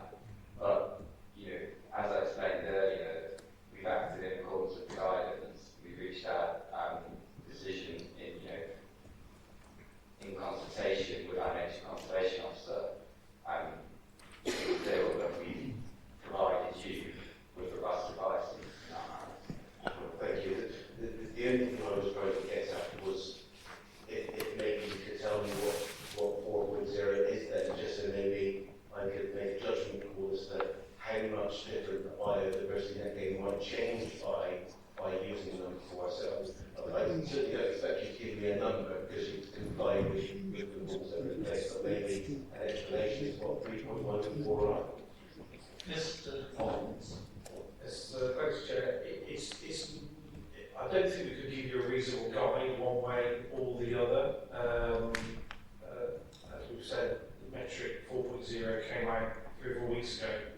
So not only is it guidance from Natural England to the government to stick to the same metric through the life of the project, so we follow that guidance, but certainly 3 or 4 weeks before the determination of the application, clearly I think it would be unreasonable to ask the applicants to recalculate everything via the new metric. I think the metrics are so complex, there's some stakeholders do grapple with them and understand them as well. It's not, because of their complexity, it's not possible to say we'll nudge it up a bit or nudge it down a bit. All that I would say that you sort of should be weighted to is that the figures there, 30%, and at the moment there is no sort of requirements, the percentage requirement for BNG going forward will be 10%, but that comes into effect in October, I think it's October, November this year. So at the moment that legal requirement does not apply, but at the moment on the basis of everything before you, you've got a figure of at least 30% with a change in metric, unlikely to have reduced it by 20%, but even then the 10% isn't a real target for you through the legislation, because it's not proactive yet. Thank you. If I may, I'll just change my question slightly. What is 4.0? It's just a different way of calculating the future biodiversity net gain, comparison of what's there now and what will be there going forward. It's just a real complicated formula in the form of a spreadsheet that you kind of put different things in, and if it generates a figure, a percentage. So 3.0 would end up with one figure, and that's what we've publicised in the committee report. 4.0, because it's been updated by Natural England, it's looking to generate a different figure because there's a different way of calculating it. So that's why it's not possible to say what the difference is actually going to be. Councillor Hartway. Thank you. Thanks for the report, Matthew. My question is about the justification for the change of use for the site and what level, when there's a viability assessment for the existing use of the site that is scrutinised, and also about what consideration or what weighting we give to the presumed loss of economic activity by this change in use of the zoo moving out of Bristol Zoo Gardens.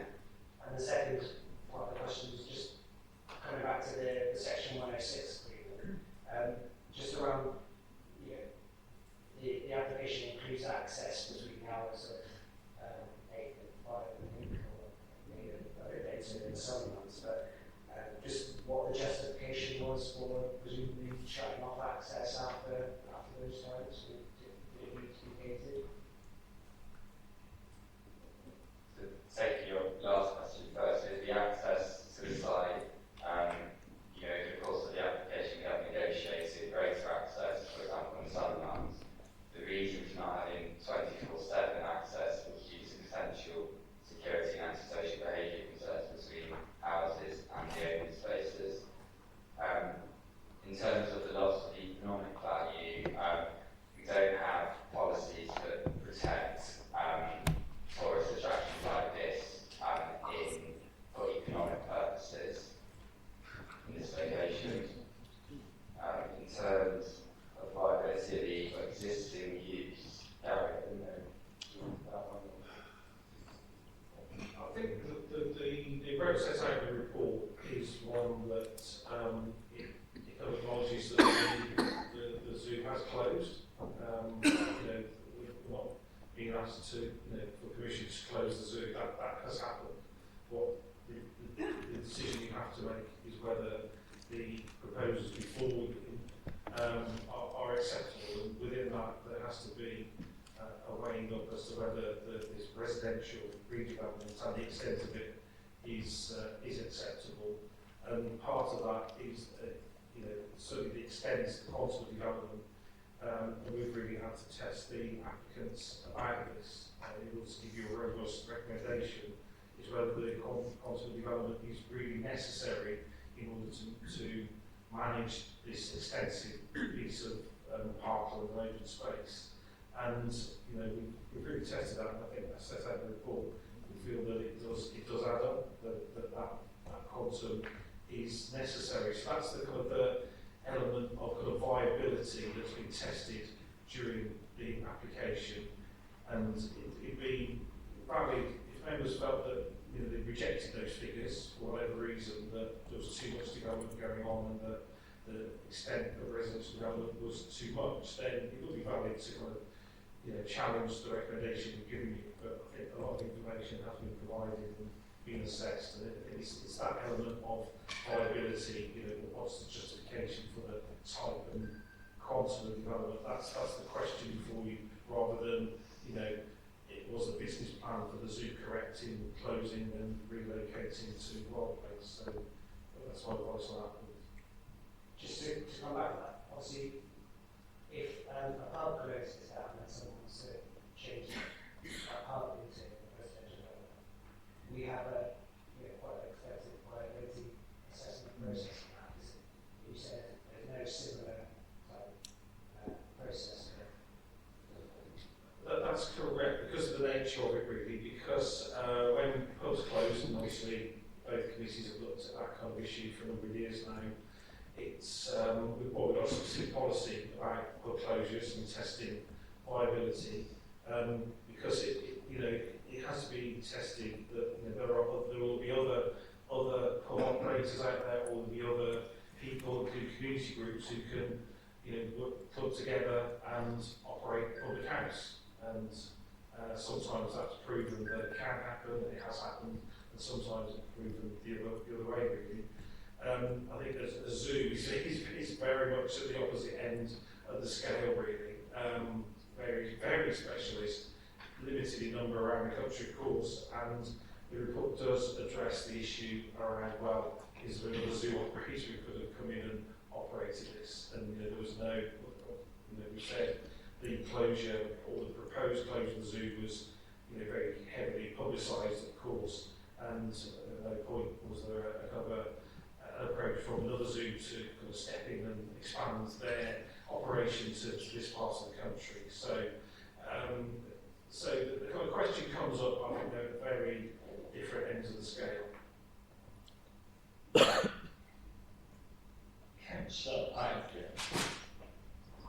I think there's another aspect to the viability assessment, isn't there, about whether or not this is viable as an ongoing open space. It's not just the viability of the existing business, but given that this is a designated open space, there's another viability assessment that has to be done. I noted in the comments from the neighbourhood forum that there's a KPMG report identifying a number of different options. So it's not just a mathematical thing, is it? It's looking at all the range of possible options that this open space could be put to use. Have any of the officers involved in this report seen that report and made an assessment of the other options? Because it is of concern that the neighbourhood partnership has been denied access to that. That's not the only question, Joe. I've got a few others, sorry to revisit a few things. So we're not aware of a KPMG report about alternative uses. Normally we would say, well, the developer proposal, alternative proposals are material. In this case, because it's a very unique set of circumstances and because there are a number of deviations from policy which are documented in the report, we would say it is material. It's something which should factor in, but as members of the committee will know, material considerations is a two-stage approach. The first stage is it material or not? So we're saying it's material. The second and really important one is what weight should you give to it?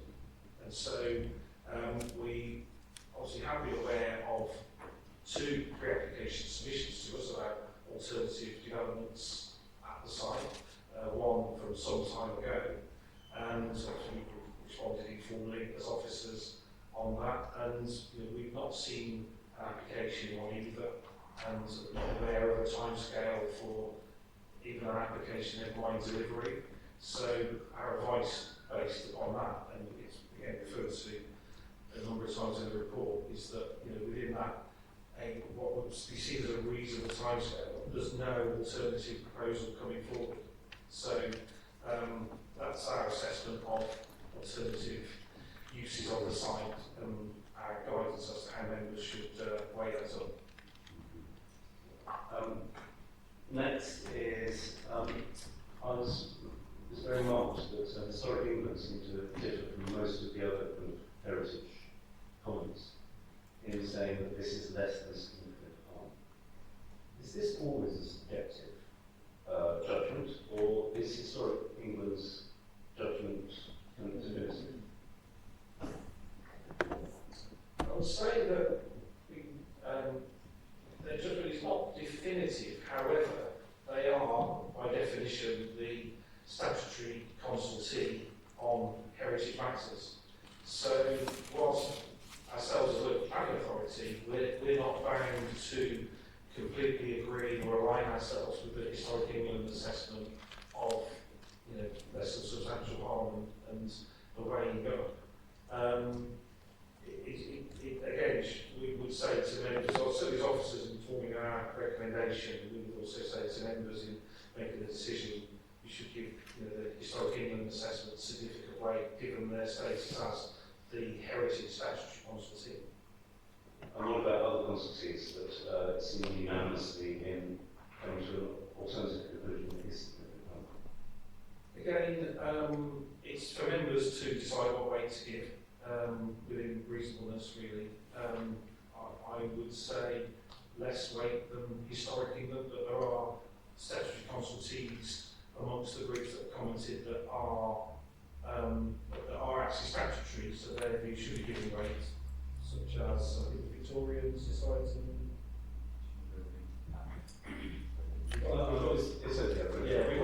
So they're highlighted in the report, so they must be given weight.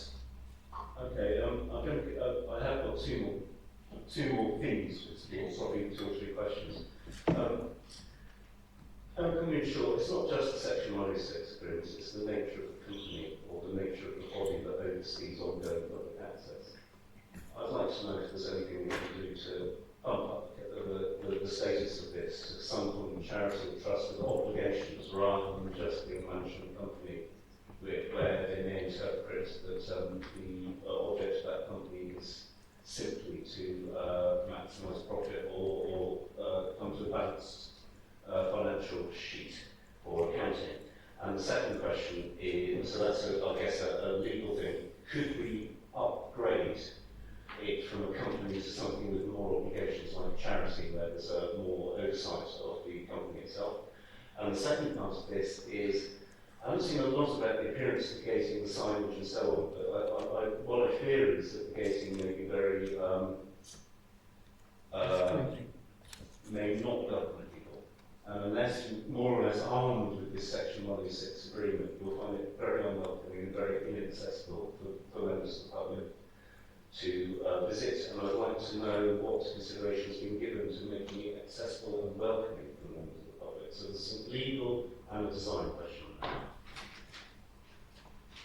Yes, thank you, Chair. Dealing with the legalities first, use of a management company is a recognised approach that I've dealt with Section 106s in other parts of the country quite recently, involving large areas where states are relevant signs, including wildlife considerations such as bats, protected species. And the crucial aspect of the 106 is to require prior approval by the local planning authority of the company objects and the financial structure of the proposed management company, and to have a barrier on development being commenced or being occupied until satisfactory A have been put forward and B have been approved. So a management company is a perfectly sound vehicle for achieving those objectives, not in relation to this case, but in terms of agreements generally, and this is often the case in highway matters. It's possible if there are concerns about long-term support financially for maintenance of public access and preservation of access, then it's potentially possible to have financial guarantees built into the 106 to support the delivery of the planning obligations and what they require, such as a performance bond, etc. That would be the case if it's felt that the financial profile of the management company wasn't sufficiently robust to encourage full confidence in the long-term observance of the planning obligations. But the usual approach of the planning authority would be to require a certain level of financial background to be provided by the management company from day one. So the essential point, management company is a perfectly viable way of doing this, and Section 106 is in their standard form can include very detailed provisions as to the status and background the management company can have.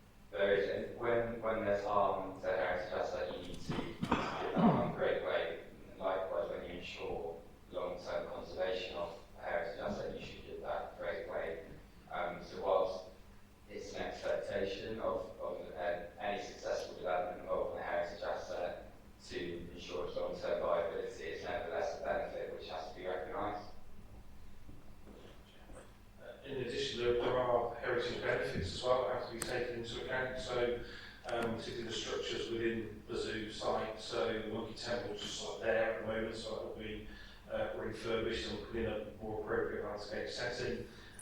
The aviary will be enhanced in terms of its appearance, because it's had various additions over time. Likewise, the bear pit, thankfully that's been a bear pit for a very, very long time.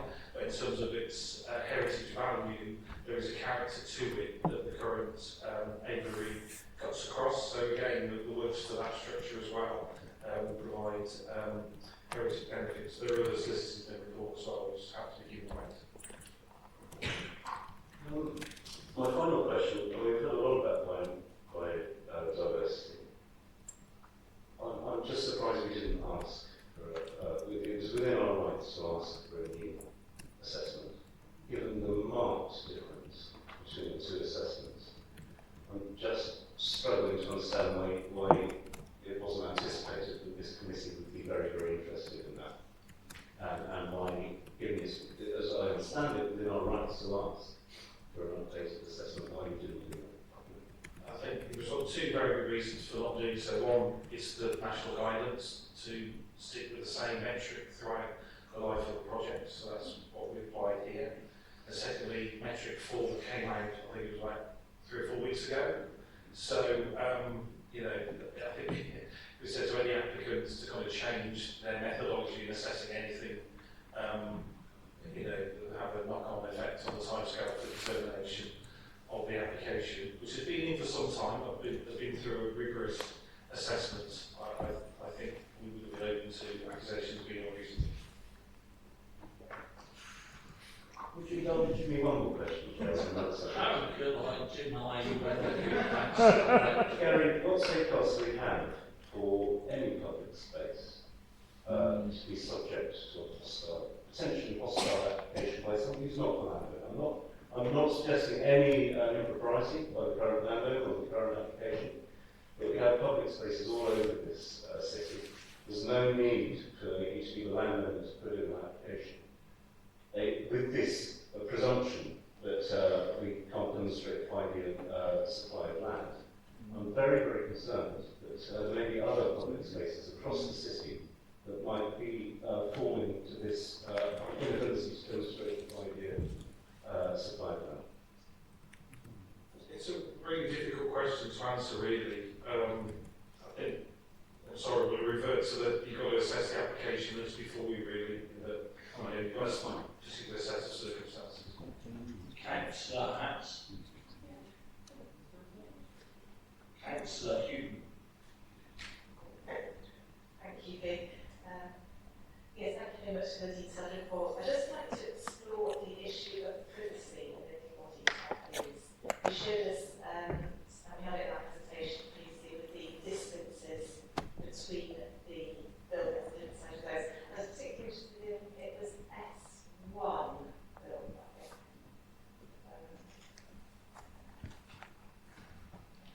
Yes, there. So, is that distance 18.1 meters? Yeah. Why is it taken from partway into the building? That's because, as you can see here, this is a depth access arrangement. So the actual measurement is taken from inside the flat. Oh, okay. Yes. Yeah. Okay. Yeah. Thank you. And I think I remember from a previous application that the sort of acceptable distance is 15 metres as a minimum. Is that, if I remember that correctly?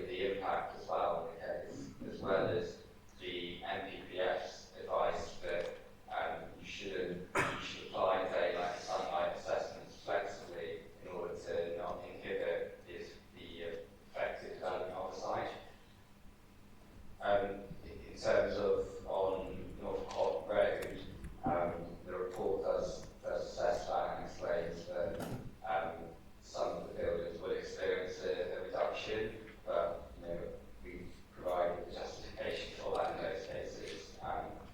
And it is quite common for developments to impact neighbouring daylight and sunlight, especially in a case like this where the site is currently so open. There will no doubt be impacts on daylight and sunlight. It's for us to, and for you to consider whether that's acceptable or not in the context of our policies. Councillor Hats. Just go back to Philip's point there. So the lines you've got there, and you said that 18 metres is what you've got there. 21 metres used to be our standard, but it was 15. But you did say in your presentation that these were described as being generous distances. It's 18 metres from the back of the balcony, which is I don't know, it's a metre and a half. It's overlooking a school. Doesn't sound that generous to me. Was it a different bit I was looking at, or was that still one different? This is where it's very generous. That's 24 metres. And is that from the actual building? Okay. From the window. So I'm slightly foxed by the generous one, so forgive me for missing one right there. Couple more questions. Go back to biodiversity again. I understand that 4 came out quite recently, so I think you'll get that. When did 3.1 come out? I'm not sure the exact day when that came out. I might have posted it in the report. I might have read it and forgotten it. So bear with me 1 second, I'm just going to check. April last year. So that doesn't seem entirely unreasonable to suggest that perhaps in the space of a year they might want to upgrade. When was it really put in? Well, that's never mind. Why?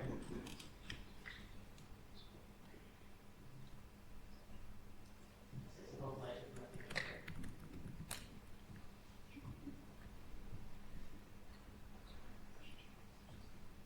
So just reading through the report. Right on report. I'm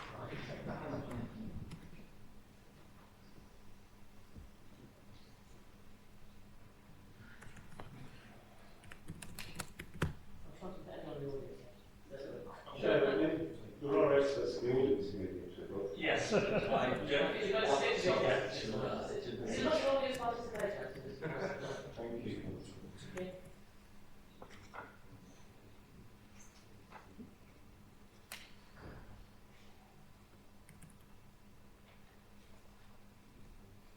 I think we're getting there, Philip. April 22 was when 3.1. So it was a year ago when 3.1 came out. Okay, so that's less, that's significantly more than 4 weeks worth of fall. Okay, thank you. Another question I have is around the gated community aspect of things. I understand that the decision was to close it off as certain behaviours. How does that work? I mean, who's advising certain, how does that work? Because I think all of us have parks in our wards where some consent to certain behaviour, sometimes the idea of gating off is raised. And also invariably the police say don't do that because people get shut inside at night. So what mitigation there is people getting shut inside this development and then being stuck and potentially antisocial agency. I don't understand the views there. Do you find it?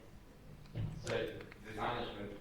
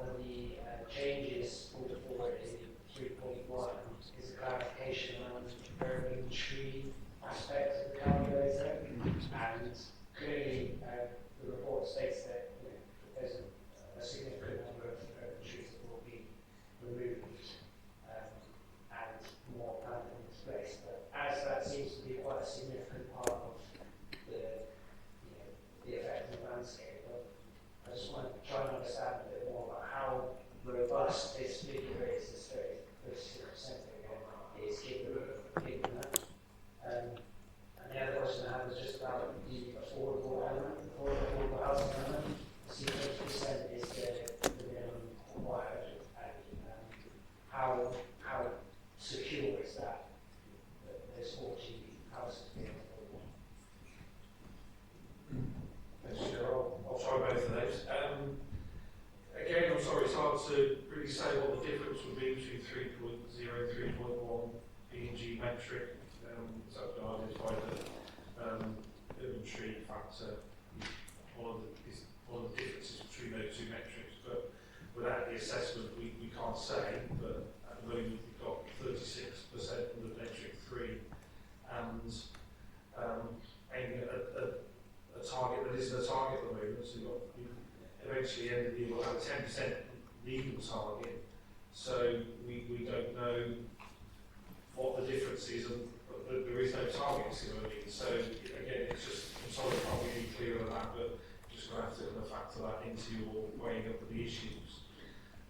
The affordable housing, so the policy requirement is of course 40, but as established for a number of years now, the threshold approach and in relation to speedy delivery, 20% is suggested to be accepted in the circumstances where the delivery is secured quickly, and obviously this meets that. So the Section 106 agreement will require the 20% as set out in the report, and if for whatever reason the 106 isn't signed by the applicants on that basis, then it will come back before you as members, because it's obviously a major benefit that we're asking you to give significant weight to. On the assumption that that the Section 106 would be signed in those circumstances, from day one, there's no kind of signal that the applicants were going kind of cold on that issue at all, then it would be a legal requirement that is kind of put in place as part of the development of the site. Secured in the normal way that we secure affordable housing through lots of different that we give permission to. And it doesn't, we review a lot of them, and it isn't problematic generally. So there's no risk of the developer coming in and taking the site forward through their own viability assessment, that figure going down. The commission, if it becomes a commission, will absolutely be subject to the 20% affordable housing delivery. A permission only becomes real if it's then implemented. So as with any permission, so any proposal you've dealt with in the last few years that you've secured affordable housing on, it is open to any applicant to choose not to be bound by that and apply for something different. It could be different in so many different ways, but they'd all be subject to a fresh consultation, fresh judgment by officers advising you and therefore yourselves as a committee. So in theory, it could be someone coming in with less than that into the affordable housing, but that would have to be assessed on its merits, really. So again, I can only pull you back to the application that's before you and the judgment that needs to be made there. Tom, do you think? Sorry.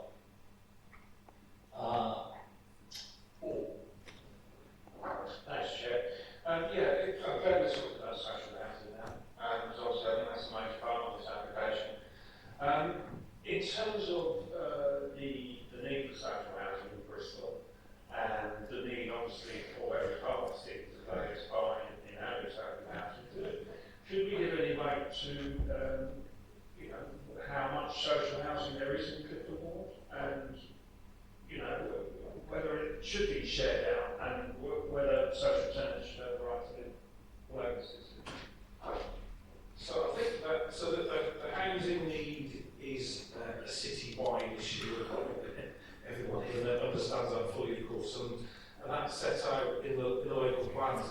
plan sets out that, you know, a requirement for a level of affordable delivery that is realistic. That was set quite some time ago though, through conventional means, and then that leads to the policies that say in particular parts of the city, maybe outer areas of the city, 30% is likely to be viable, whereas in more central areas of the city, including the one we're talking about now, then 40% is the requirement. Now, a number of years ago that was reviewed, and whilst the policy requirement hasn't changed, the Affordable Housing Practice Note drilled into a little bit more detail and said, well, you know, what are we actually achieving? Actually, could we, in the interest of delivery on the ground, which is the most important thing, could we consider a threshold approach of 20%, but absolutely on the understanding that it's delivered quickly? If it isn't delivered quickly, you know, that deals off really that kind of arrangement would expire. So I think within all but one of the 40% areas, which I think was the north-west area within the local plan, so that doesn't include this area, that threshold approach of 20% was applied. So yeah, absolutely, you know, within this board, within this area, 20% is what the Affordable Housing Practice Note directs decision making towards. If we've exhausted the questions, shall we now move to the debate? I'll have my go first, if that's okay. For 185 years, Bristol Zoo, based at Bristol, has been at the centre of Bristol life.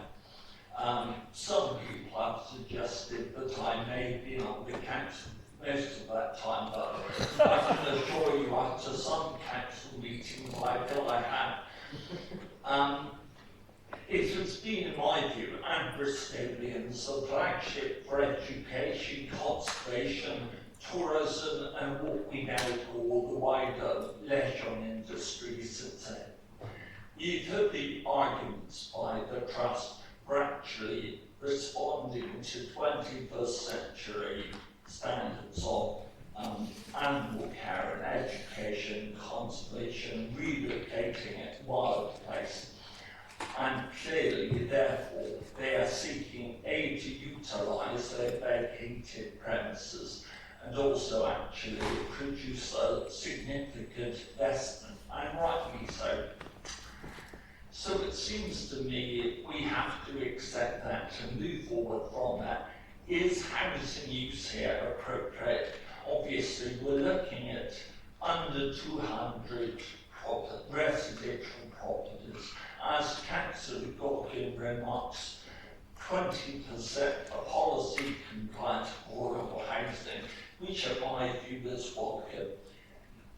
And more to the point, while in fact this scheme is characterful in my view, and also lower density than elsewhere in Clifton, they are seeking to actually preserve 80% of the land as communal open space.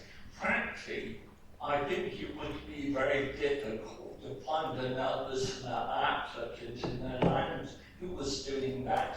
So Bristol should be, in my view, should be written in those terms. I welcome the fact that there's proposed to be more accessible ability to the site. I don't actually think it should be 24/7. I'm happy with the proposed daytime entry, of course. I welcome the biodiversity of the proposal, that it aims to be over 30% adding to BNF, which is very positive. And we've heard about various disputes about the calculation, but in my view, it's a positive gain, of course, and a very significant positive gain, perhaps 4 times as much as once planned. There will be trees lost, but the Trust have actually put TBOs, or not TBOs, but on 24 or so, And also for the trees which will be felled, will I believe to happen, 470 trees will be replanted, which is far and away beyond the Bristol tree standard. So I think there's a positive story there. Looking at the design, it does seem to me actually a very plus, well-designed and impressive scheme. The scale and the massing of the elevations accord to the neighbouring heights on allowing the north-facing downside. So that seems appropriate, well, seeking to actually maximise, but not exclusively, not excessively, the land at stake. So I'll certainly be voting in favour of this scheme. It seems overwhelmingly a very positive investment, and I wish the zoo at their new location every success. Hello, dear Chair. I'm afraid I don't agree with some of the conclusions that you've made. I think, along with a lot of people in this room, we wish the applicants well with their ventures at Wild Space, or was Wild Space, but as you'll see, that's not on the list of reasons to set aside some of the some of the problems with this one. I've got a couple of problems. There's still some big questions for me around the management of the public space, which I think should be resolved by now in order to ensure that it will remain a public space. That is persuasive. I am also persuaded that we do need to put housing on this site, quite definitely. However, the promise of 20% affordable housing is not for me enough. It feels like a gun put to our head that either you vote for affordable housing and something which I find to be really mind-bendingly ugly, and I don't appear to be alone in that, or we vote against something and we deny people affordable housing. I cannot believe there is not another way, as other people have said, to provide housing and affordable housing on this site. One of the applicants said that this development sits discreetly behind the boundaries of the zoo. I can't agree with that description. It seems anything but discreet. It seems overbearing, it seems harmful to the heritage, to local heritage. Its scale of massing, this isn't me saying this is people who know far more than I do, architects even. The scale of massing is excessive, and it also cannot be considered to be well designed, apparently, according to our officers. So, whilst I wish them well, and I believe housing is appropriate, some variety is appropriate on this site, I cannot approve this particular application, and I would like the evidence to go back and think again on this request.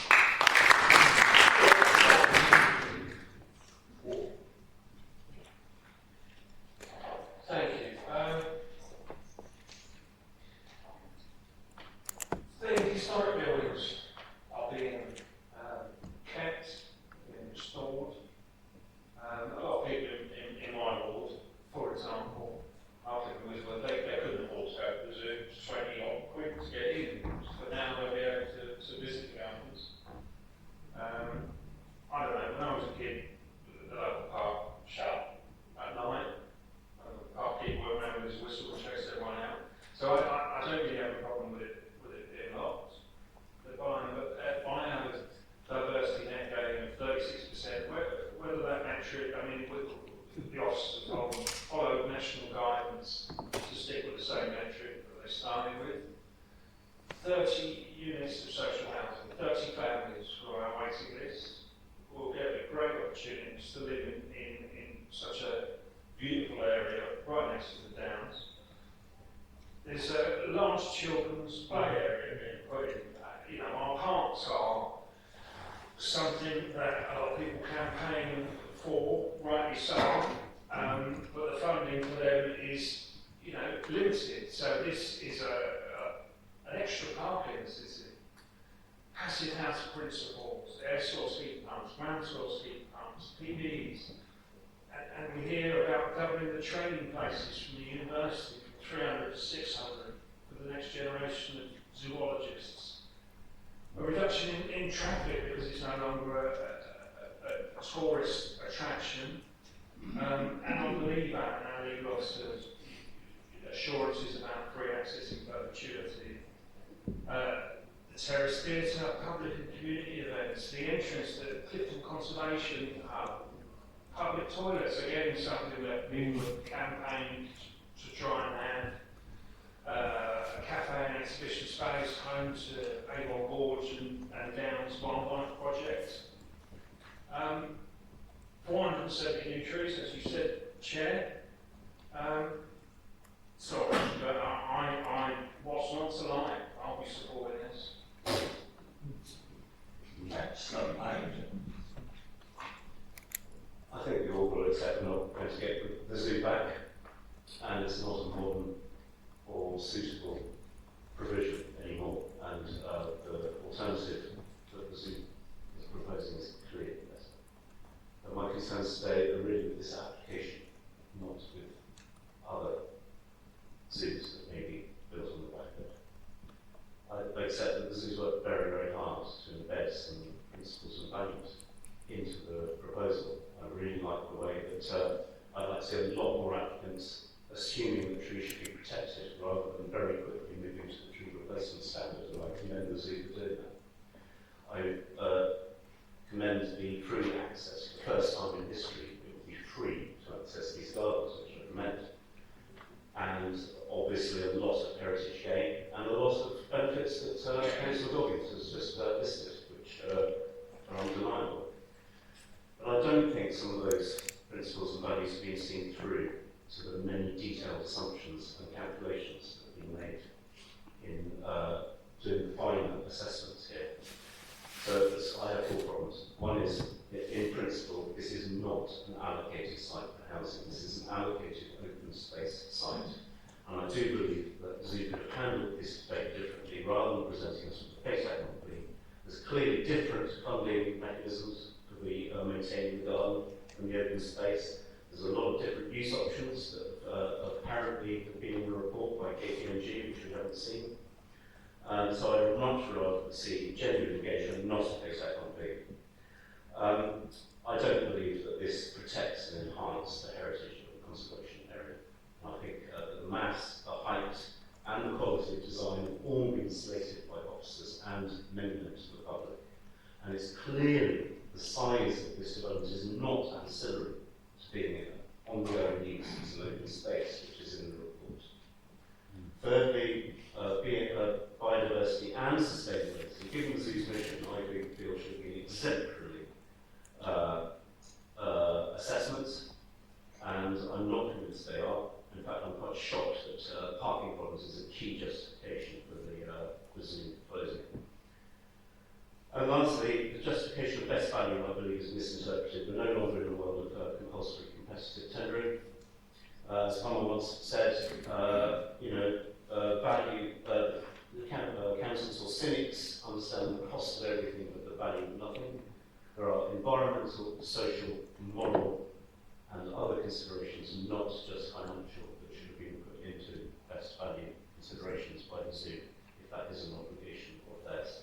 So in summary, I'm not willing to accept the unquestioned justification by spreadsheet of the number of units required, given that there are different funding models available to this, to maintain the gardens.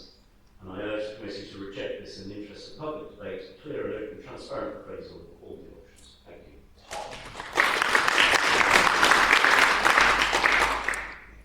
Thank you. I've struggled with this one. I've kind of been flip-flopping between 2 ways throughout the debate. I think what it comes down to for me, though, is that this is clearly an exceptional site. And it should be an exceptional application. And there are definitely exceptional bits in there. Paul's listed all the benefits. Having that open space, it will go from a private, gated, commercial space to one that people can actually access, probably for miles of the day than you could when the zoo was open. But for this application, I shouldn't be feeling this, loathsome about approving it, so I'm afraid the zoo should be jumping up and down at the chance to use that new biodiversity net gain calculator. Their conservation is their state game, so that is one of the things that is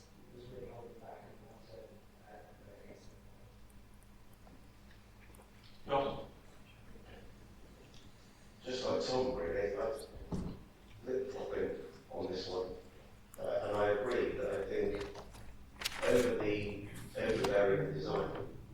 The two big things for me were the open space and the biodiversity. It was such a big factor of this application. I'm surprised they wouldn't come in with every single measure possible to show how amazing this was for the environment. But listening to Councillor Goggin, I think he's tipped me over the edge and not me voting for it. And I don't want to say reluctantly, because I don't think we should take into account what the zoo could have done with the stand and etc. etc. It's the application we have in front of us, and that's what we're judging. Is it compliant with its stand and the deal if we refuse it and it goes to a deal? So I'll be voting for it. Andrew?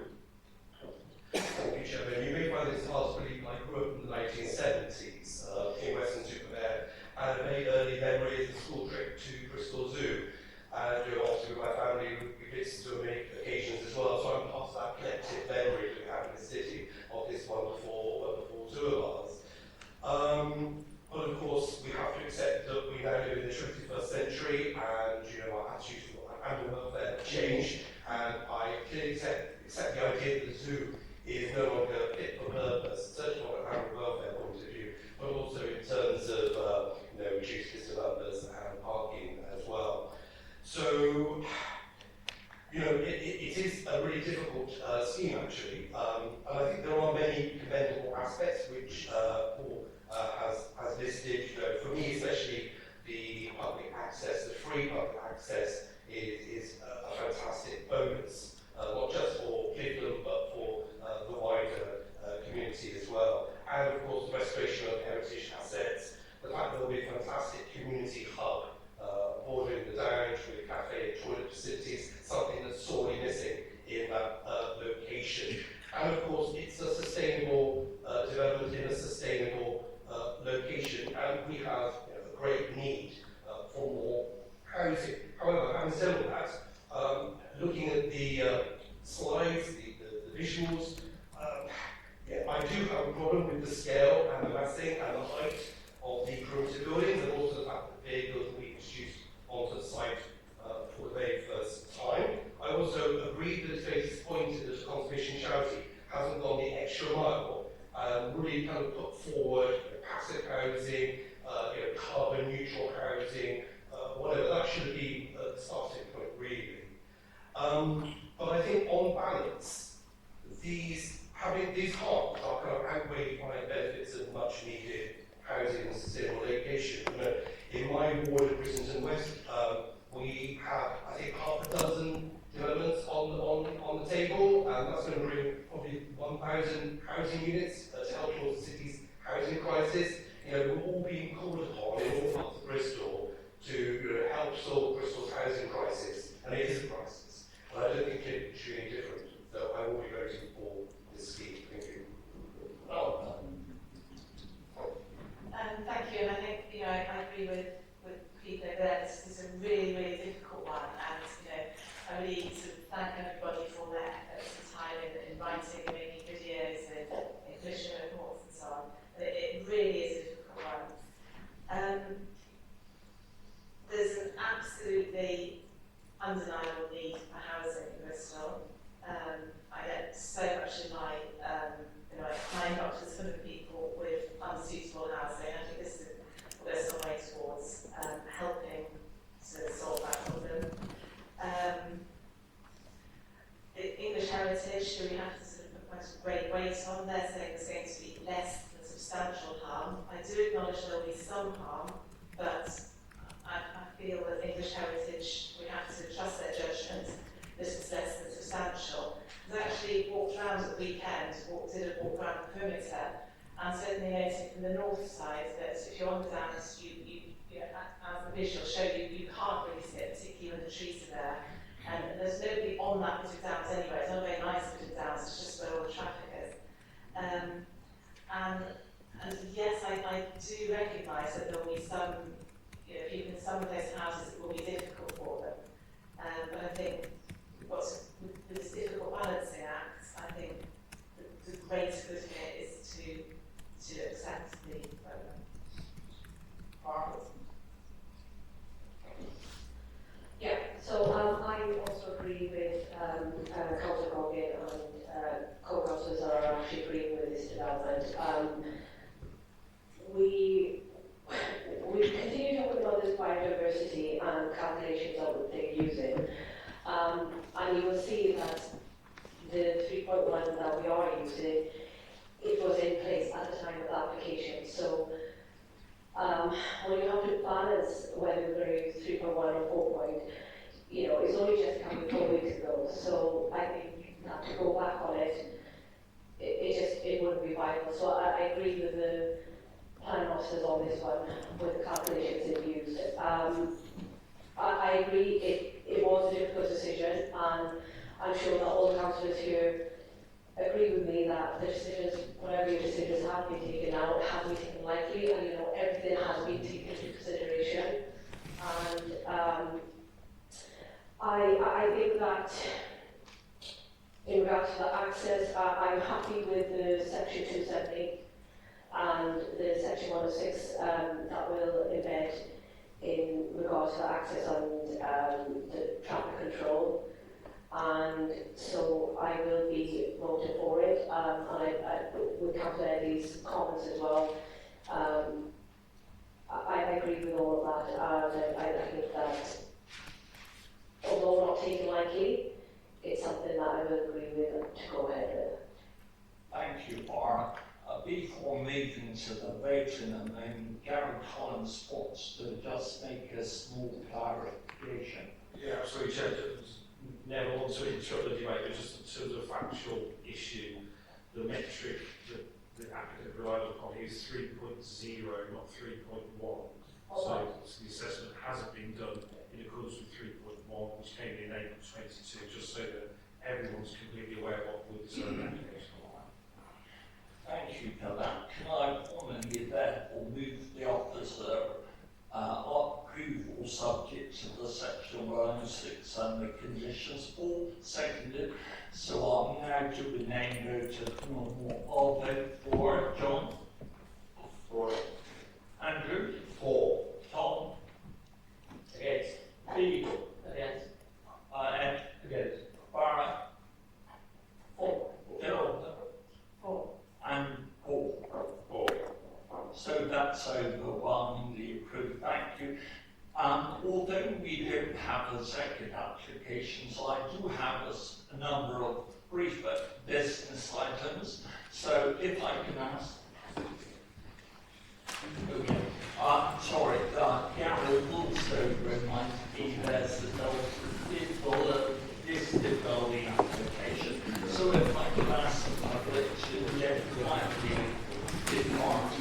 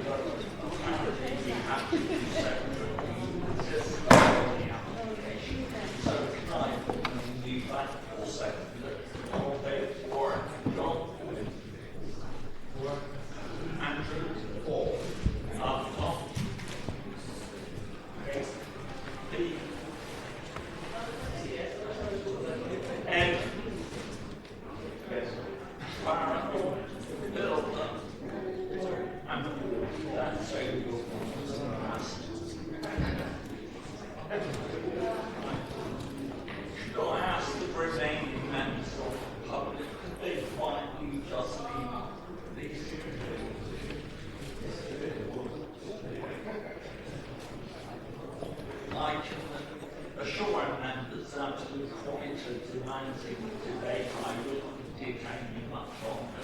So Councillor Hans will be brought together, which is the opera and change of rate. Though I must say, actually, sometimes the grammar of this council chamber actually exceeds any opera. It was me just to do three departures or three farewells, nothing like the case officer who so excellently presented today, and he's worked very hard during his time with the council, is leaving us tomorrow, so his timing couldn't be more unfair. So, Matthew, I sincerely thank you for your hard working meeting today. I wish you on behalf of members and others all best wishes in your future career. The second person is our own Councillor Gargin. It won't have missed most members. Councillor Gargin or will be shortly elevated to the esteemed position of Lord Mayor of the City and County of Bristol, or as I may be reminded, the County and City of Bristol, since we were a county quite a bit earlier. Paul, I'm sure you will do very well and very enjoy yourself. Certainly in my experience, you've served with us on the cross-councillor team on the Bishops with Village Quiz quite a few years.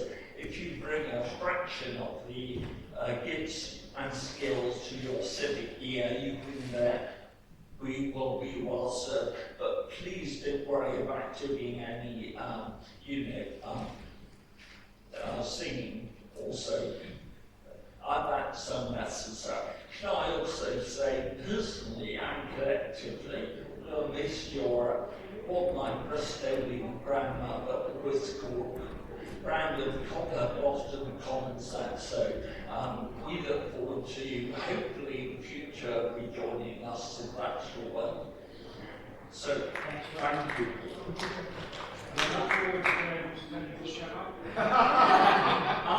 Councillor York has missed that opportunity, so I'm sure you would too. Finally, last but by no means least, I move to our own Carol Collins on my right now. Gary served this city nobly for 60 years as head of development management. And during that time, he's had a rapid, big, meaningful, significant, controversial decisions. I asked him just to remind me, and of course, both arena applications, Temple Island and other brothers and site went through him. Bradbury Hill Hospital site, all the benefits to green box and sites. Carriage Wilkins 6 dropped. The big metro bus application, which I still quote to Gary, Housing Officer were on and bloody on during the presentation, which is one of the reasons I now demand only 5 minutes summers. The OPRI, the St. Mary Laporte application, Temple P, or Henry Park, and of course the Ashton Sporting Quarter. Does seem probably unable I accompanied you on most of that journey, Gary. But we all thank you for your skills, your contribution and hard work in so thankless task, but thank you for trying to keep me on the straight and narrow over the last 2 years. And we wish you every success in the next stage of your professional career. So that was on only matters of outstanding business. So can I remind you, our next meeting, the AGM, is 31st of May, 2023 at 2:30, and formally close the meeting. Thank you. You're free to change.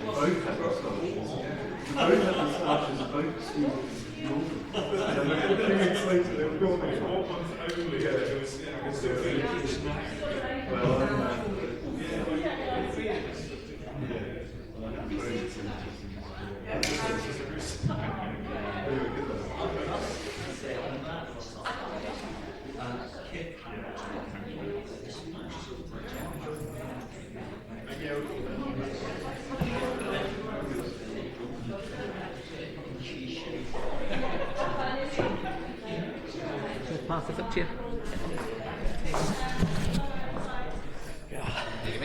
Charles.